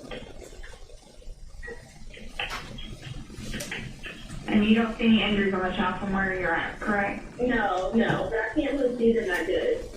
Okay, try to keep an eye on them for the best you can, because I don't want you to lose track of them. Okay. All right, and do they have shoes on? No. Not that I can see. I can't really see that one. Okay. All right. I've got them on the way, okay? Just try to keep an eye on them, but officers are on the way, okay? Okay, thanks. Thank you. Okay, bye. Right there, she's caught, fam. She's done because based on what we're getting here, she was speaking to the police, right? Letting them know what's going on. And it's very clear that They made her not get out no car, right? She said she didn't speak to the child, but yet she was talking to someone on the phone, some family or whatever the case is, and told them that she asked the child, "Are you okay?" a few times, and then she overheard her scream. Come on, man. She's done, bro. That's why. Look at all their faces, bro. Just look at a still image. All of them in that room know that something dirty was going on. They know already. You don't play with these folks, fam. These law enforcement people, man, they serious about this business, man. You wasting everybody's time on a wild goose chase and you out there. Don't let it be that they find out that Carlee Russell was out there messing around with some guy on the low key. They're going to bring all of that up, fam. I promise you they're going to bring it up and they're going to air it out on social media, man. It's going to be one big mess. Let's get back to the tapes. Carlee called a relative after speaking with the 911 operator. She went missing during that conversation sometime after 9:36 p.m. Traffic camera footage was obtained which depicted this portion of the incident, and that footage was analyzed as part of the investigation in conjunction with the 911 call and cell phone data to accurately determine the time frame. Carlee's 911 call remains the only report of a child on the interstate, despite numerous vehicles passing through the area at that time. No one has called to report that a child is missing, and the Hoover Police Department did not locate any evidence of a small child walking down the interstate. Data from Carlee's phone, including her Life 360 app, shows that she traveled approximately 600 yards in her vehicle while she was on the phone with 911, stating that she was following a child. 600 yards. That is 6 football fields straight. Wow. Oh, did y'all just get what he just said right there, man? Did y'all just get that? Y'all gotta listen to that again, man. Yo, she's done. She's going to jail. She's going to jail, y'all. She is done. Listen. Approximately 600 yards in her vehicle while she was on the phone with 911, stating that she was following a child. 600. Fam, did you just hear that? Oh my goodness, yo. She's done. Yo, you don't want to play with these investigators, man. Yo, listen to this again, y'all. Listen, I'm going to break it down, man. This is crazy. Through the area at that time. No one has called to report that a child is missing, and the Hoover Police Department did not locate any evidence of a small child. They have not located any evidence of a small child. It's a lie. Walking down the interstate. Data from Carlee's phone. Data from her phone now. Check it out. Including her Life 360 app. Her 360 app. The app, y'all, that shows her location. The app that her mom supposed to have. Remember? They did all their investigation.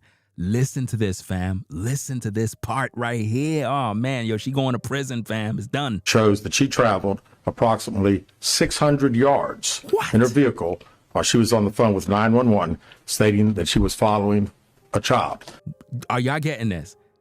Now, you football heads out there, you already know at the 50-yard line, when with 50-yard line, now 600 yards. That's like 6 football fields. Her car was moving, fam, while she's on the phone talking to the dispatch person. In other words, while she's talking about she's seeing a child, her car is traveling 600 yards at the same exact time. Let me slow it down for you, fam. Let me talk slow, because some folks just don't get it. Carlee was on the phone talking to dispatch folks with the 911 operator in her car, driving 600 yards which is the size of 6 football fields, while claiming that she see a child on the side. Do you know the distance of 600 yards? Fam, she lied. That's a lot. They got the surveillance from the app. The app gave her away. The app that she used with her and her mom, it gave her away, fam. She's done.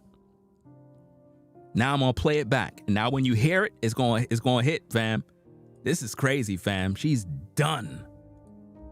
Cell phone data to accurately determine the time frame. Uh-oh. Carlee's 911 call remains the only report of a child on the interstate, despite numerous vehicles passing through the area at that time. No one has called to report that a child is missing, and the Hoover Police Department did not No one has called that a child is missing, y'all. locate any evidence of a small child walking down the interstate. Data from Carlee's phone, including her Life 360 app, shows that she traveled approximately 6. Oh, shit. Hold on a second. I made a mistake and started it over. Hold on. My bad. I pressed the wrong button. Hold on a second. Wait a minute. I got it. Don't worry. We back. Anywhere around the scene. See, I told you I was going to get it, right? Hoover Police deployed all available assets from the point in the search for Carlee. Additional resources were called. Wait, hold on. We got to rewind it back a little bit. Here we go. Cell phone data to accurately determine the time frame. Carlee's 911 call remains the only report of a child on the interstate, despite numerous vehicles passing through the area at that time. No one has called to report that a child is missing, and the Hoover Police Department did not locate any evidence of a small child. No evidence. Walking down the interstate. Wow. Data from Carlee's phone, including her Life 360 app, here we go, shows that she traveled approximately 600 yards in her vehicle while she was on the phone with 911, stating that she was following a child. 600 yards. That is 6 football fields straight. 600 yards. Which means there is no way that she was in front looking at any child. That's a lie. 600 yards. Her car was moving on the app. Those of you who have those type of apps, you could see the car moving. It moved 600 yards. So with that whole phone call, 600 yards, fam, she was driving. There is no way a baby, a toddler for all that, was walking 600 yards. It's a lie. The car was moving on the app. That's how they caught her. They don't believe her story, fam. The Hoover 911 Center received a second call from Carlee's mother, stating that a relative was on the phone with her when they heard Carlee scream, and then they had an open phone line. Wow. Oh, man. Now they're getting a phone call about the mom and them now. The stories is not making sense, fam.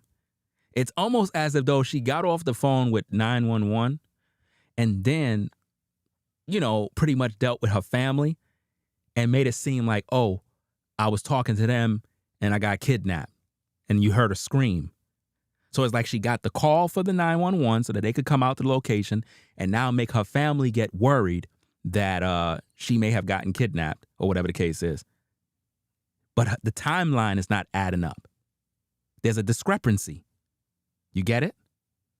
And they all know it. Man, this is a clear-cut case, fam. I know all the investigators in this one, man.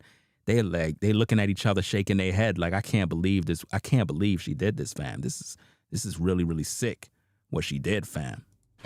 Hoover police officers arrived on the scene within 5 minutes of being dispatched, and several other officers arrived shortly. Wow. They located Carlee's wig and cell phone in the grass near the vehicle. I can't. I don't mean to laugh, fam, but they located her wig, bruh. She ain't gonna have no wigs in prison, bro. Ain't gonna be no wigs in prison, fam. Let's get back to the tape. Her purse was located in the front seat of her vehicle with her Apple Watch in the purse. The food she ordered for Tzatziki's was also in the car. The items she purchased from Target, as well as the items taken from her place of employment, were not in the vehicle, nor were they located anywhere around the scene. Oh, man, yo. The robe, the black robe was not in the car, yo. She took the black robe with her, fam. She basically plotted this whole thing, y'all. Yo, the black robe, she had to put it on. Remember, y'all, in order for her to get away so the cameras and everything can't see her, she put on the black robe, which made her totally camouflage, stealth mode, fam. Stealth bomber. You know what I mean? So it like, and the robe probably had like a hood, you know, one of them type of robes or whatever the case, they have like a hood part too. So she was able to literally put that on and walk wherever she had to go to escape, to make it look like she was abducted somewhere. This is crazy, man. Guys, be careful out here with these women, bro. I'm just letting you know, fam. Hoover Police deployed all available assets from the point in the search for Carlee. Additional resources were called in to include our own drone unit, crime scene investigators. Numerous detectives responded to the scene. Man. Throughout the day Friday, officers from surrounded local and federal agencies assisted Hoover Police in the search for Carlee Russell. Officers returned to the scene on 459 to conduct a thorough line search for evidence. K-9 teams from the Jefferson County Sheriff's Department responded to check for any sign of Carlee, the child that she claimed to see, and anything else that could be considered evidence in this case. Those searches all turned up empty. Wow. Man. They brought out, listen, this guy, he listed everything on their resource list. All resources on the menu were dispatched in this situation. No child was found and no parents has called about a missing child. That's a red flag for any investigator to know that there has been no phone calls of, hey, y'all, my child is missing. I don't know my son missing. He had a white t-shirt on. No phone calls. None. Come on, y'all. Something ain't right. Something ain't right. Private citizens, including search parties organized by our family, friends, began looking everywhere that they could to find any trace. These searches took place throughout the day Friday and again on Saturday, yielding nothing. At 10:44 p.m. on July 15th, Hoover 911 center receives a call from Carlee's residence stating that she returned home on foot. In subsequent investigations, detectives obtained surveillance footage of Carlee walking down the sidewalk alone prior to arrival at her residence. She was conscious and speaking with paramedics when she was transported to UAB. Detectives were able to obtain a brief statement from her prior to being treated and released. During the statement, she told detectives that while traveling down the interstate, she saw a baby walking down the side of the road and called 911. She stated when she got out of her vehicle to check on the child, a man came out of the trees and mumbled that he was checking on the baby. Now, she told 911 that she didn't talk to the child and didn't do anything, that she's in her car. See the problem there? She claimed that the man then picked her up and she screamed. He stated he then made her go over a fence. She claims he then forced her into a car. So let me get this straight. A man picked her up. This had to be a really strong guy. Because we saw the photos of her. She's not small. She got some weight on her. But she said the guy picked her up and then made her climb over a fence.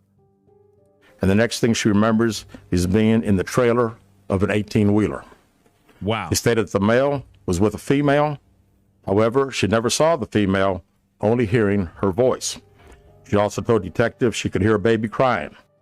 What? The male had orange hair with a big bald spot on the back. Oh, boy. So now orange hair. So now she's saying that it was a white guy. Oh, man, this is crazy, man. This is really a sick story, man. Very, very sick. She said she was able to escape the 18-wheeler and fled on foot, only to be captured again and was put in a car.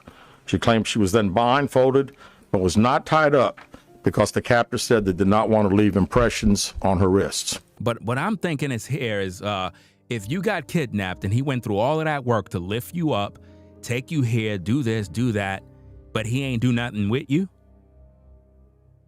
Like he didn't harm you. He didn't sexually assault you.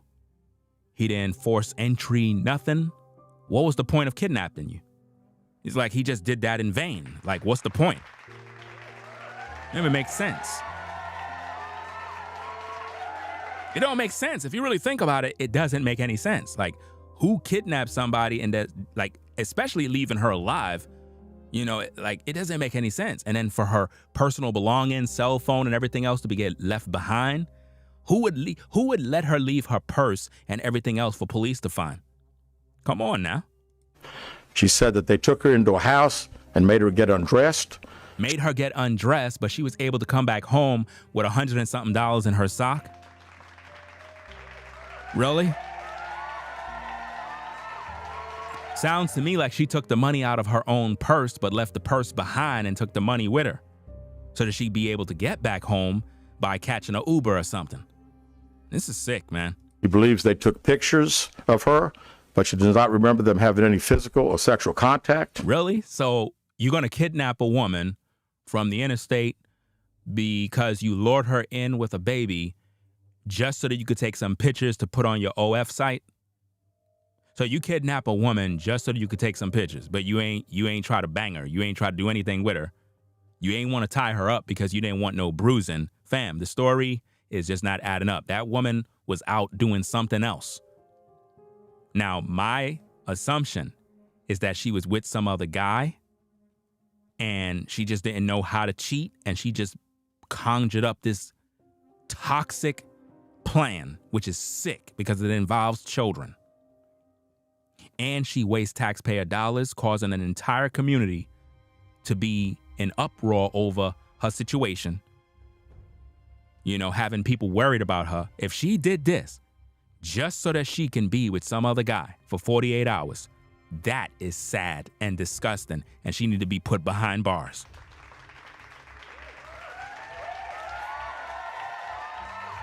Because, look, eventually they're going to find out. They're going to find out what she was doing, fam. These guys, they're going to find out who she was with. Trust and believe that. She stated the next day she woke up and was fed cheese crackers by the female. She said the woman also played with her hair, but could not remember anything else. Played with her hair was still back in the car. I'm just saying, you know, you said that she left her wig behind. So how could she be playing with her hair if her wig is back at the car? It's just, you know, it's just not adding up. You know what I mean? Because if she's wearing a wig, that means that her hair, you know how some sisters be doing it, fam, when they wearing them wigs. They kind of pin their hair down. You know, like they pin it all down to make it kind of flat. Or sometimes they just don't have no hair. You know how it is. I'm just saying, sis, don't get mad at me now. I'm trying to do my job here, but at the same time, I got to add some humor in. You already done know how it is. Let's get back to the tapes. At some point, she was put back in a vehicle she claims was able to escape while it was in the West Hoover area. Why is she going in and out of vehicles for? For what? Why would somebody that kidnapped somebody be putting them in and out of vehicles? The last thing you want to do is be caught with anybody in your vehicle. You understand? Normally when people get kidnapped, fam, they're taken to some dungeon somewhere and they never see the light of day. They ain't gonna keep bringing you out into the public into another vehicle. This is not making any sense, fam. The story is not making sense. She told detectives she ran through lots of woods. I think she probably got ran through. She didn't run through no damn woods, fam. I think that she was getting ran through by that guy that she allegedly probably was with. You understand? And she's just not telling you the truth. So now she's running through the woods and she's doing this. And remember, didn't she say that they took off her clothes, right? So how did she get back? Don't tell me she got back home with a black robe on. Because if there's video footage of her coming back home with that black robe on, fam, now you know she put this whole plot together. Because somebody in the chat said something about there was a Ring camera on somebody's door in front of their house, and you saw her walking, and then when she got near her place, she started one set of wailing and wilding out to make it look like she was nervous and scared. If I ever find something like that, or if you got that footage, make sure you send that to me on Instagram at Ringo TV Raw. Let's get back to the tapes. Until she came out near her residence. What? During this interview, detectives noted that Carlee had a small injury to her lip, and she claimed that her head was hurting. She also had a tear in her shirt. Detectives also noted that she had $107 cash in her right sock. Now, you know that's a red flag. How are you going to have $107 in your sock, but the person who kidnapped you didn't take the money from you? Come on, they ain't take the money from you, man?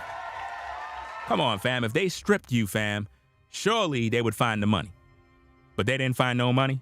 Okay. She left her purse, y'all. She left her purse with her info because she know they were gonna get her info either way. The police was gonna find her purse. She knew the response time. She knew they were gonna come and they were gonna eventually find her purse, but she took the money out the purse because in order to get back home, she gonna need her money. That's why the money was in her sock, y'all. Come on, put it together, y'all. Put it together. Out of respect for Carlee and her family, detectives did not press for additional information in this interview and made plans to speak with her in detail after giving her time to rest. Uh-oh. Detectives continue analyzing data from Carlee's cell phone that was left behind at the scene. Oh, man, yo. They analyzing her cell phone, y'all. My goodness. She's not smart, y'all. She should have took that cell phone with her because now they got all her life. Remember, her entire life is on that phone. All her text messages, all the guys she's messing around with, any secret hard drive photos, whatever the case is, everything. They got access to all of it. Her whole life is on her phone. She's done, y'all. We enlisted the help of the United States Secret Service in conducting this analysis. The Secret Service. Oh, man, she's finished, guys. She's finished. She's finished. Fam, you don't want no smoke with the Secret Service. Fam. Guys, listen to me very carefully. You see how I be breaking down these videos? And I be using my brain to really discover and think out loud and discover. Now imagine the Secret Service with all these other guys that are intelligent and they're thinkers and they have all the equipment and all that special technology that they can use. Imagine if I had access to all of the stuff the Secret Service have, fam. You don't want no smoke with them. They're gonna find you. They're gonna discover all your secrets. I promise you, bruh, she's going to prison. She's gonna serve time for this, fam. These people are pissed. Part of what data includes several internet searches in the days leading up to their disappearance that I think are very relevant to this case. Oh, no, guys. Internet searches? I told you guys about your computers. I told you sisters about your computers. They gonna get you, man. Let's see what they search on. Let's go.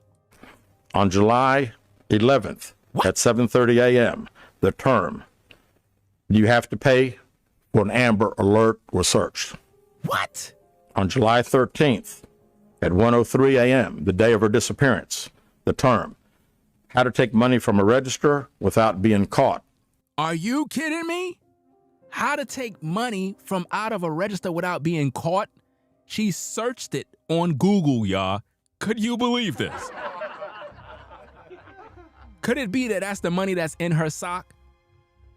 This is sick, man. Yo, she's not too bright, y'all. Was searched. On July 13th at 2:13 a.m., the day of her disappearance, Uh-oh. the firm Birmingham bus station was searched. Wow, Birmingham bus station, man. That mean that she got on a bus to see her boo. Oh, man. Fam, she got on the bus to go see her boo, to be with him for 48 hours, y'all. Put the puzzle together, man. Now they're gonna go check the bus records, y'all. Fam, let me tell you something. You want me to give you the game? I'm gonna give you the game right now, fam. I'm gonna break down the news for you right now before they release it, fam. They already got the info from the bus services and everything, fam. They checked up all the bus service surveillance and she's on one of those buses, bruh. She's on one of those buses. And what they're going to do right now is they're going to give her an opportunity to come clean. Basically, they're going to want to interview her to get her story. Why? Because they're going to basically use her story to put her in prison. Because if she lied, now they're going to bring out the evidence and the surveillance of her being on board some bus going to see some man. I'm serious, fam. I'm literally seeing it as I go, fam. Let's get back to the tapes.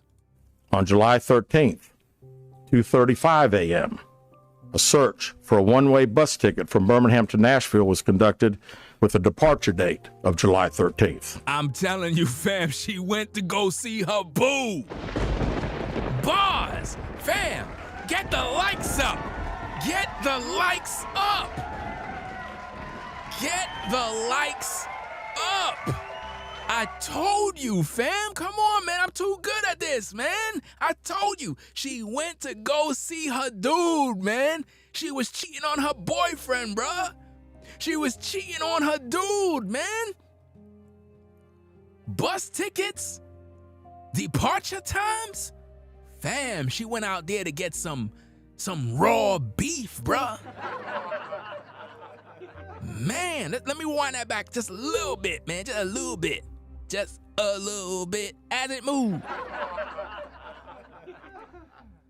Bus ticket from Birmingham to Nashville was conducted with a departure date of July 13th. Oh, man. On July 13th at 12:10 p.m., a search for the movie Taken, a film about abduction, was conducted.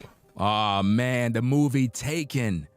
Fam, that was a good movie, man. Taken Part 1, Part 2, and Part 3. I watched all of those films, man. I forgot the actor's name. He's a great actor. Great actor. You know?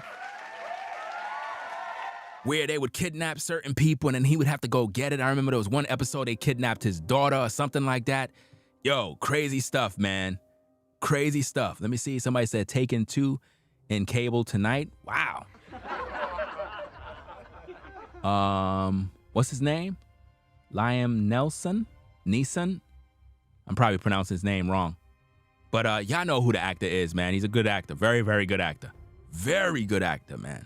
He playing a lot of good movies, man. But the whole series on Taken is a great film from beginning to end, non-stop. You're going to definitely enjoy that film. Fam, she's done. She was looking at the movie to see how she can get it done, how she can get away with it. This is crazy, man. There were 2 searches related to Amber Alerts on a computer at Carlee's place of employment, including one regarding the maximum age of an Amber Alert. What? Wait, whoa. There was 2 more searches from her place of employment for Amber Alerts. So they're going through the records on her. Man, yo, this is crazy, man. She's literally plotting, y'all. She's plotting. Man. There were other searches on Carlee's phone that appeared to shed some light on her mindset, but out of respect for her privacy, we will not be releasing the content of those searches at this time. She must have been searching for some information on her OF site, I guess. Allegedly, just for the record, because they have some other content that she was searching for to know what's on her mind. But they said for her privacy, we're not gonna release that. I'm just gonna go on a limb and just assume that she was checking her OF site allegedly to see how much money she getting, or perhaps looking for some leisure activity on her cell phone, I guess. This is crazy, man. They got all her info, fam. We've asked to interview Carlee a second time, but have not been granted that request. Wow. As you can see, there are many questions left to be answered. Many. But only Carlee can provide those answers. Facts. What we can say is that we've been unable to verify most of Carlee's initial statement made to investigators. Uh-oh. And we have no reason to believe that there is a threat to the public safety related to this particular case. Thank you. Wow. Basically, the interpretation We don't believe her story, and we are about to hold her accountable because we got more intel on her. I can guarantee you, fam, there is more information about Carlee that he's not going to talk about. But the investigators, they got all this stuff. They got the Secret Service. They got all these other people involved. She's done. She's finished. This is heavy, heavy situations here, fam. Very much. With that, we'll open the floor for some questions. Please raise your hand and I will call on you. Carol.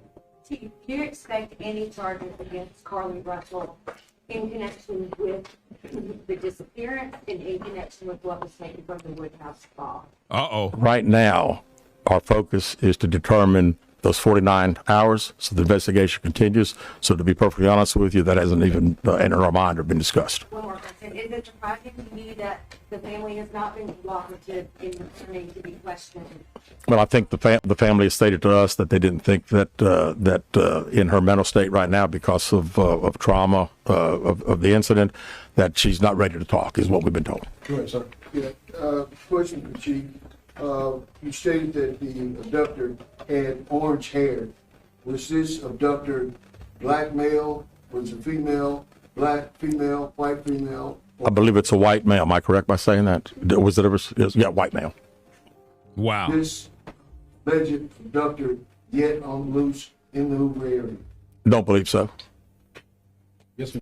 Chief Brittany Dion, WBRC. Has a toxicology report been done, and were any drugs or illegal substances found in her system? We have no report of that. Is any indication of mental illness in this case?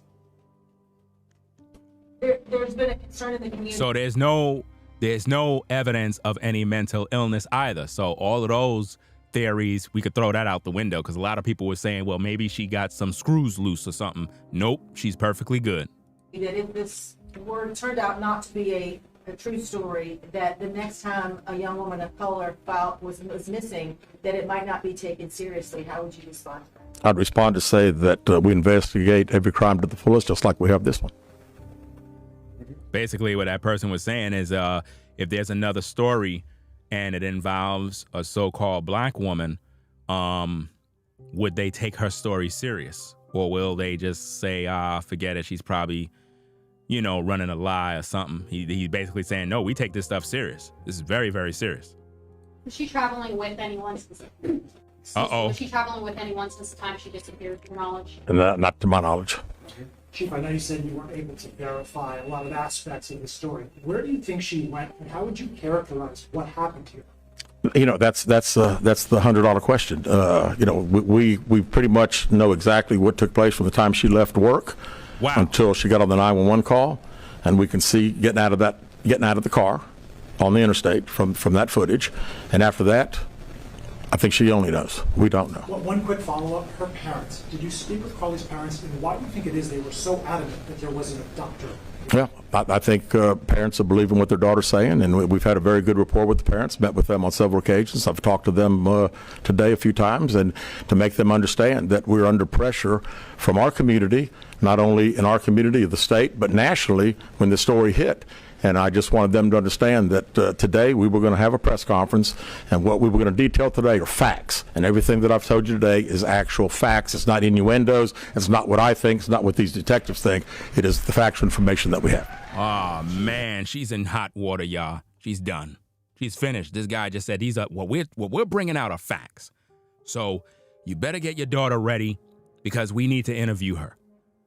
You understand? We need to interview her. Now, I personally believe that they got more on her. They got more surveillance. They're just not going to air it out just yet. They want her to come out in the public. Well, not necessarily the public, but they want to interview her and make her come clean by saying, okay, look, guys, you got me. I got caught. I was scared. I was actually out there trying to get with my boo that I was messing with on the side, and I conjured up this whole story. That's what they're waiting for her to say, to give a confession of guilt. But now what she's going to do is she's going to lie. And then they're going to throw the book at her, and now they're going to bring charges up against her. This is what's going to happen. I'm giving you the play early before it even happened. You know what I mean? So spoiler alert, in this film called Carlee Russell. That's what we're going to call this film. Right?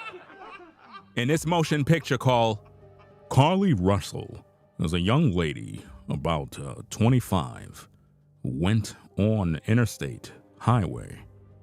And for some reason, she discovered a child on the road.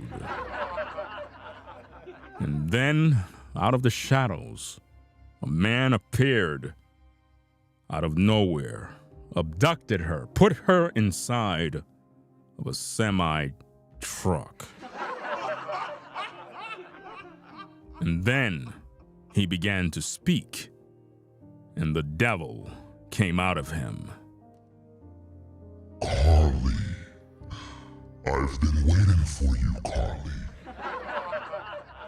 You're Carlee Russell.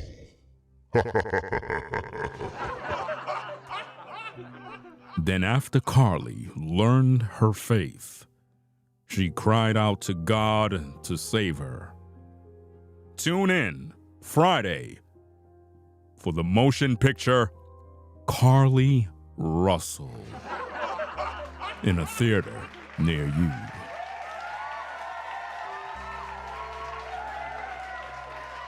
You can get your tickets at box office. Dial 1-800-223-555-4432. It's crazy. It's crazy, man. So, this has turned into a movie, y'all. So, spoiler alert. Carlee is going to prison, and what they're going to do is they're going to show her the evidence that they found her on a bus with that robe, right? And she ain't gonna have nothing else to say. They got more surveillance on her, yo. They literally got the Secret Service in on this, fam. She's finished. The feds, everybody's in on this, fam.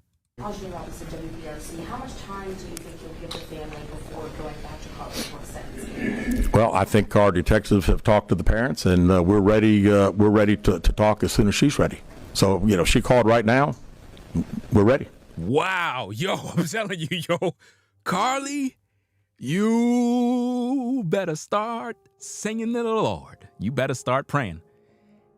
The man just said, if she call us right now, we ready. We ready to have this conversation. Why? Because they know what she did already, y'all. You don't want to mess with these guys. They know what happened. They know it. They seen everything already, fam. I'm telling you, they know where she was. All that talk that she talked, all that statement about being dragged into the bushes and had to climb fences and in a truck, fam, they researched all footage throughout the entire area. And they didn't find none of that. But what they did find is her traveling in some bus with a ticket. And they got that info, fam. Trust and believe. It's gonna come up. You're gonna hear. You had one word to describe. You like went on. What would that be? How about unknown? Wow. We know the facts that we have. Everything else is unknown at this time. Wow. What have the past few days been like for you, your department? This has been a stressful search, hasn't it? Well, absolutely. And again, the focus of the investigation that Thursday when she went missing, of course, the focus was to get Carlee home. That's what we want all. We wanted her safe and sound. And that's all happened. And then, of course, this has gotten to be not only a local, state story, but a national story. So, it is. It's a lot of stress on everyone in the Hoover Police Department, and the mayor, to every citizen here. We want to know the truth. As you stand here, are you frustrated? I wouldn't say I'm frustrated. I mean, I'm very happy that Carlee's home. That was the main ingredient here, and then we'll figure it out. I promise you that. We'll end up figuring it out. Wow. He said we'll end up figuring it out, y'all. I'm telling you. Now, the reporter asked, are you frustrated? Now, I don't think that he's frustrated. He seemed to be very level-headed and clear-minded. He knows the facts already. If you look at him while he's talking, he's assured of what he knows. He want her to come clean, y'all. He want her to come clean. They're waiting to get an interview. They're just going to let Miss Russell chill for a bit, but they're going to press her, fam. They're going to press her to find out what's good, what's going on. You know what I mean? Was she doing a delivery? Was she smuggling something? There's a lot of theories that you could put into this, man. Ain't no telling what she did, fam. Any idea about the number of manpower hours or the expense of the drones and all the rest of the searches that might cost the city and the state and the federal government? Yeah, we haven't had time to consider that, but it's again, these detectives that are here, this is just a small group of people that have been associated with this case. We have put every available resource that we have on this case because we wanted to make sure that we found out everything. We wanted to get her home, and we have. Was there any prior indication of mental health problems? Not that I'm aware of. Can you just expand on the people from the state, federal resources brought in? What were they doing exactly as you all were searching for her? Can you just expand on that? Sure. A lot of the from the FBI side, several agents helping us interview. I mean, as you well know, in a case like this, especially when it goes national, we got hundreds and hundreds of calls. And when you get those calls, some of them may just be outlandish, but you got to follow up on them because you never know that you may get that one tidbit. And I'd also say too that we had a great cooperation with the family. The family received hundreds and hundreds of tips, and every time they got a tip, they sent it to us. Would you say a crime has been committed in this case? Determine that now. Keith Mims, WAGG 610 Summit Media. Question for Chief.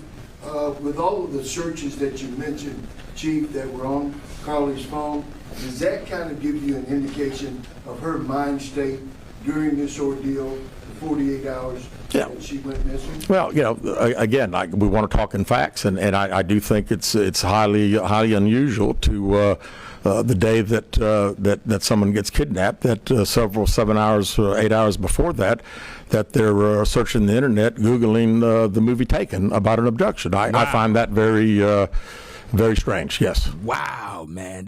Let me tell you something, man. I'm having a great time doing this show right here, man. You don't understand, fam.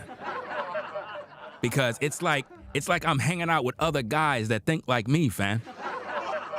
Like, seriously. It's like I feel like I'm a part of the team. This investigative stuff, man. This is my thing here, man. It's like, your mind start moving. Because he just said the same things that I'm saying.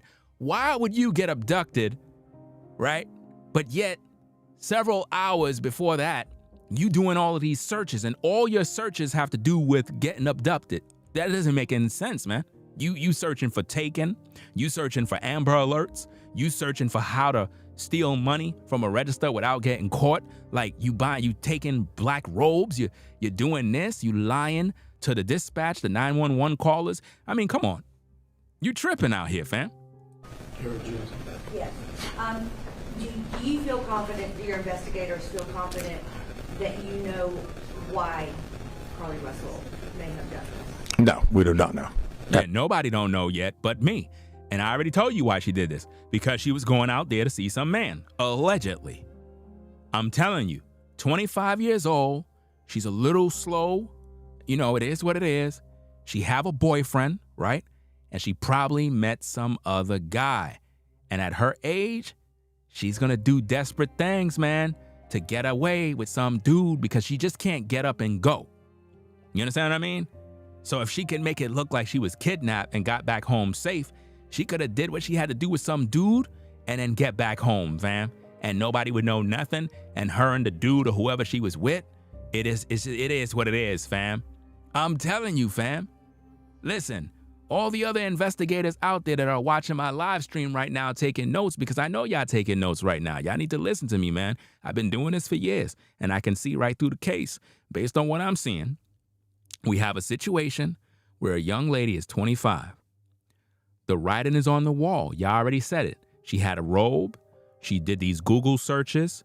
Everything is about being abducted, right? She said that a man grabbed her and lifted her up. If you look at the weight that is on that sister, ain't no man grabbing her and just lifting her up just like that. There's going to be a struggle. Not only that, she would be screaming. If she's screaming while she's right there in the interstate, somebody would have heard that. You know what I mean? There would have been some sort of struggle. There's no way that one man can make you climb a fence if he ain't over the fence. It doesn't make sense. He would have to have other people with him to do the job. Because if you climb over the fence and he ain't climb over yet, you have an opportunity to get away and actually scream and get help. It's not making no sense. So what you investigators and all you folks that are in the clouds that do y'all surveillance, y'all need to just go on and just, get the cuffs ready. You know what I mean? It is what it is. You know what I mean? Because her story is not adding up. You guys already know it's not adding up already. You can see that she's lying about something. Black robe, she used the black robe to put on her so that she could get away in the night. She's been watching a lot of movies. Matter of fact, I seen a scene in a movie with that already. I wouldn't be surprised if there are other searches on her phone. Now check this out, fam. Watch what I'm saying here now. Right now, there is a detective. There's some sort of person in the clouds somewhere listening, right? Taking notes. Watch what I say here.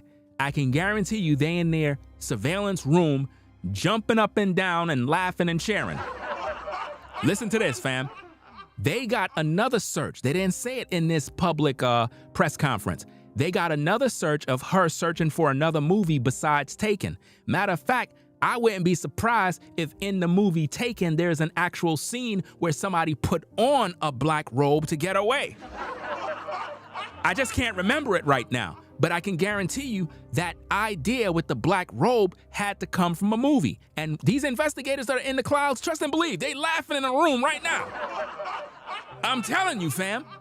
There had to be a scene in that movie because why would she watch that movie? Why would she even go search for it?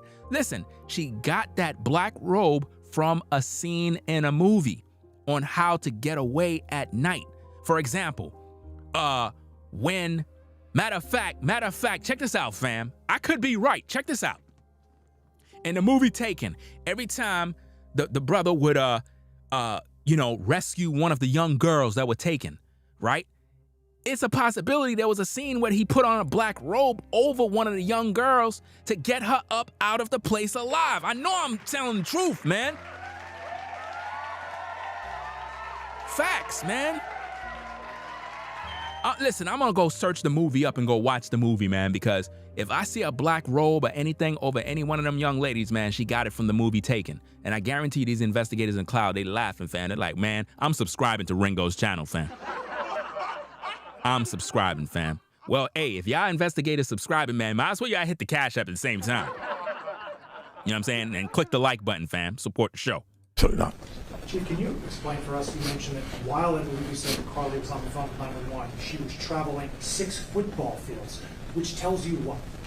Which tells me that I've had kids, and I'm sure a lot of people here have, and it's very, very, again, she said it, and I'm not saying it couldn't happen because I've always been one of these guys, never say never, but 6 football fields. I like athletics, I like football. 6 football fields. To think that a toddler, barefoot, that could be 3 or 4 years old, is going to travel 6 football fields without getting in the roadway, without crying, without any just moving down.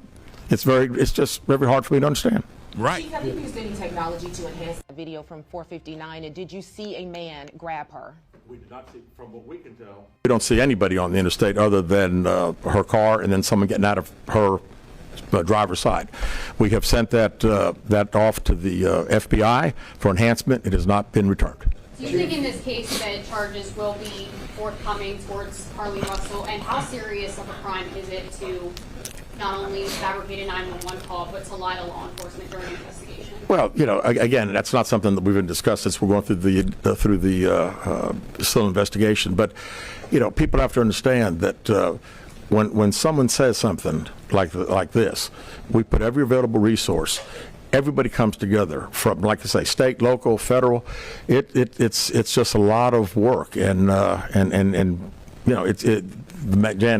gentleman earlier said frustrating. I mean, it is a little frustrating to think that all this has been done and we can't find anything out. Did anyone see her calling in from the side of the road when she made that 911 call? No, not to my knowledge. All right, last question here. Is this investigation held up until you can speak once again to Carlee Russell? Well, there's a few things that we're still doing, but obviously we want to talk to Carlee as soon as we can and do an in-depth interview. And at that time, I think we'll have these investigators doing some other things. So that's all the questions we're going to answer today. We appreciate you. guys coming, and we'll be following up with y'all later. Thank you so much. Thank man. you for your time, Chief. Thank you very much. She's in trouble, y'all.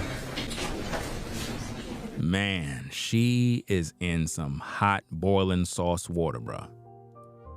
She's done, bro. Goodbye. Goodbye.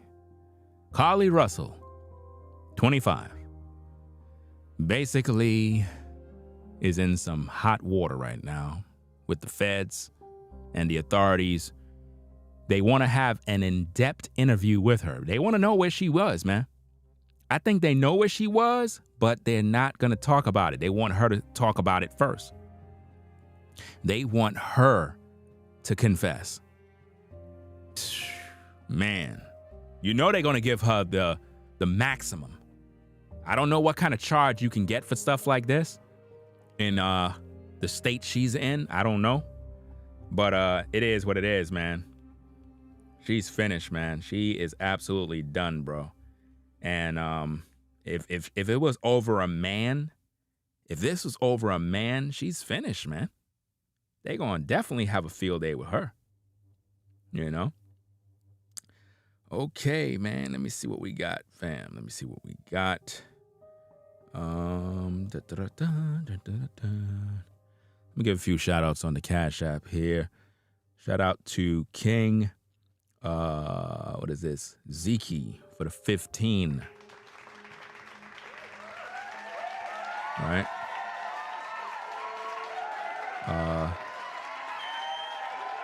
I know I'm gonna butcher your name, but is it Clarissa or Clarisse? I know I'm done butchering your name. I'm always doing this, fam. It's like it's crazy, man. But let me see. Clarisse? Is that it? Did I pronounce it right? Clarisse? Is that her? No, that's not her in the chat. I don't know. Cause you know, sometimes people have different names. But salute to you for your $10 support on the Cash App. Or Claire. Clarice? Claire? I'll just say Claire for the record, right? I'll just say Claire, right? Okay, so shout out to Claire for the 10 on the Cash App. Evelyn for the 25. Shout out to Evelyn for the 25. Troy for the $1. And Sylvia. Shout out to Sylvia for the 5 on the Cash App. All right, y'all. This been one heck of a journey, fam. Like, seriously, fam. Salute to Straightway, Georgia. Elder Rufus in the building. Salute. So we took you on a journey, fam. This is going to get really messy. We're not going to hear the last of this. I waited before I did this story, and I'm glad I waited. I am glad I waited, fam. And I think that we brought out a lot of information for you. We broke down all of these news clips. So we know we're going to hear more about this in the morning. Definitely we're going to hear more about this one. It's crazy. Ah, man. This is wow. I'm going to actually save the other video stream for the morning. The one about the sister that got arrested in Dubai. I was supposed to do that earlier, but I was busy. I said, let me do this one instead because, you know, it's pretty much a hot topic to talk about, right? So, yeah. I'm going to be back in the morning with more. I got to pretty much go do some research, find out what's going on in these streets, what's happening, what kind of stories is going on, because there's a lot of stuff happening, fam. A lot of stuff is going on. And I'm going to keep you posted. You know what I'm saying? It depends. I might come back on. I might come back on. It all depends. You know what I'm saying? Because I could still do the Dubai story. You know what I mean? But I got to go get me something to eat. You know what I mean? So I might do it. I might not. You know what I mean? It all depends. Just keep it locked. You never know. So That's about it, y'all. Y'all take care. It is what it is. Leave your comments in the comment section. And if you're not subscribed to the channel, subscribe today. I mean, why not? We are the best reactionary channel on YouTube. I mean, nobody else does a better job, fam. Nobody else. This is a fact. This is a fact, fam. Nobody else could break down videos like me. No one. I don't care who they are. Nobody. Nobody in these YouTube streets, fam. Nobody could break down these videos like me. I do a thorough investigative work. Thorough. I leave no stone unturned. This young lady is guilty. And again, my first initial reaction is that she was out there messing around with some guy and she didn't know how to go about doing it because she needed to get away for the 48 hours. And she knew she just couldn't go do X, Y, and Z. So she had to create a scheme in order to do it. It's going to all come out. But what if you're wrong, Ringo? It doesn't matter if I'm wrong. I'm speculating at the end of the day. It just looks that way to me. I mean, what other reason would she do this? There was no child. There was no phone calls of a missing child. You know, the investigators clearly see the discrepancies, the holes in her story, the contradictions. You know, she told the 911 operator that she's in her car and she had no contact with the child, but she told her family that she did. Come on, y'all. She's guilty. It's a wrap. She's done. It's over. And you know what's so funny, fam? We saw the photo of her early. Y'all ladies got to stop using this witchcraft makeup stuff, filters, and all this mess, fam. Because that is not how she look on the screen, fam. That's not her. We saw what she really looked like, fam. So I don't know, fam. This is crazy, man. This is crazy, man. But hey, we're going to get up on out of here. Make sure y'all rate, comment, and subscribe. You know what I'm saying? It is what it is. You know, if you're not subscribed to the channel, subscribe today. This is the #1 source when it comes to these breakdowns, man. We thorough over here, fam. Period. So peace and blessings to the mods. Peace and blessings to everybody in the chat. You know what I mean? It is what it is. See Show Show in the building. What's going on? Let me see. Yeah, so we out of here, y'all. Y'all stay safe, man, wherever you are. You know, keep your eyes open. Stay in good health. You know what I mean? Don't get yourself stressed out. It is what it is. There's going to always be another day, you know, for you to figure it out. There's always another opportunity to get it right. And that's it. Keep the Most High first, man. And focus on your health and your fitness. And call your mom and your dad and tell them that you love them. Because it's very important to do that. Mom and dad, call them up tonight. Call them up after the show. Tell them, hey, Ringo said to call you. And that's about it. We out. Peace. Ringo TV. Reactions. We out of here. Rate, comment, and subscribe. We out. Peace. If you like our content, consider supporting via Cash App at $Ringo TV Raw. Become a patron on patreon.com for exclusive video content not shown on YouTube. You could also support through PayPal at paypal.me/Ringo TV Raw. Subscribe to our YouTube channel and click the bell to be notified of new content. Follow me on Instagram at Ringo TV Raw. This is Ringo TV Reactions, the only channel on YouTube bringing you the truth 100% raw.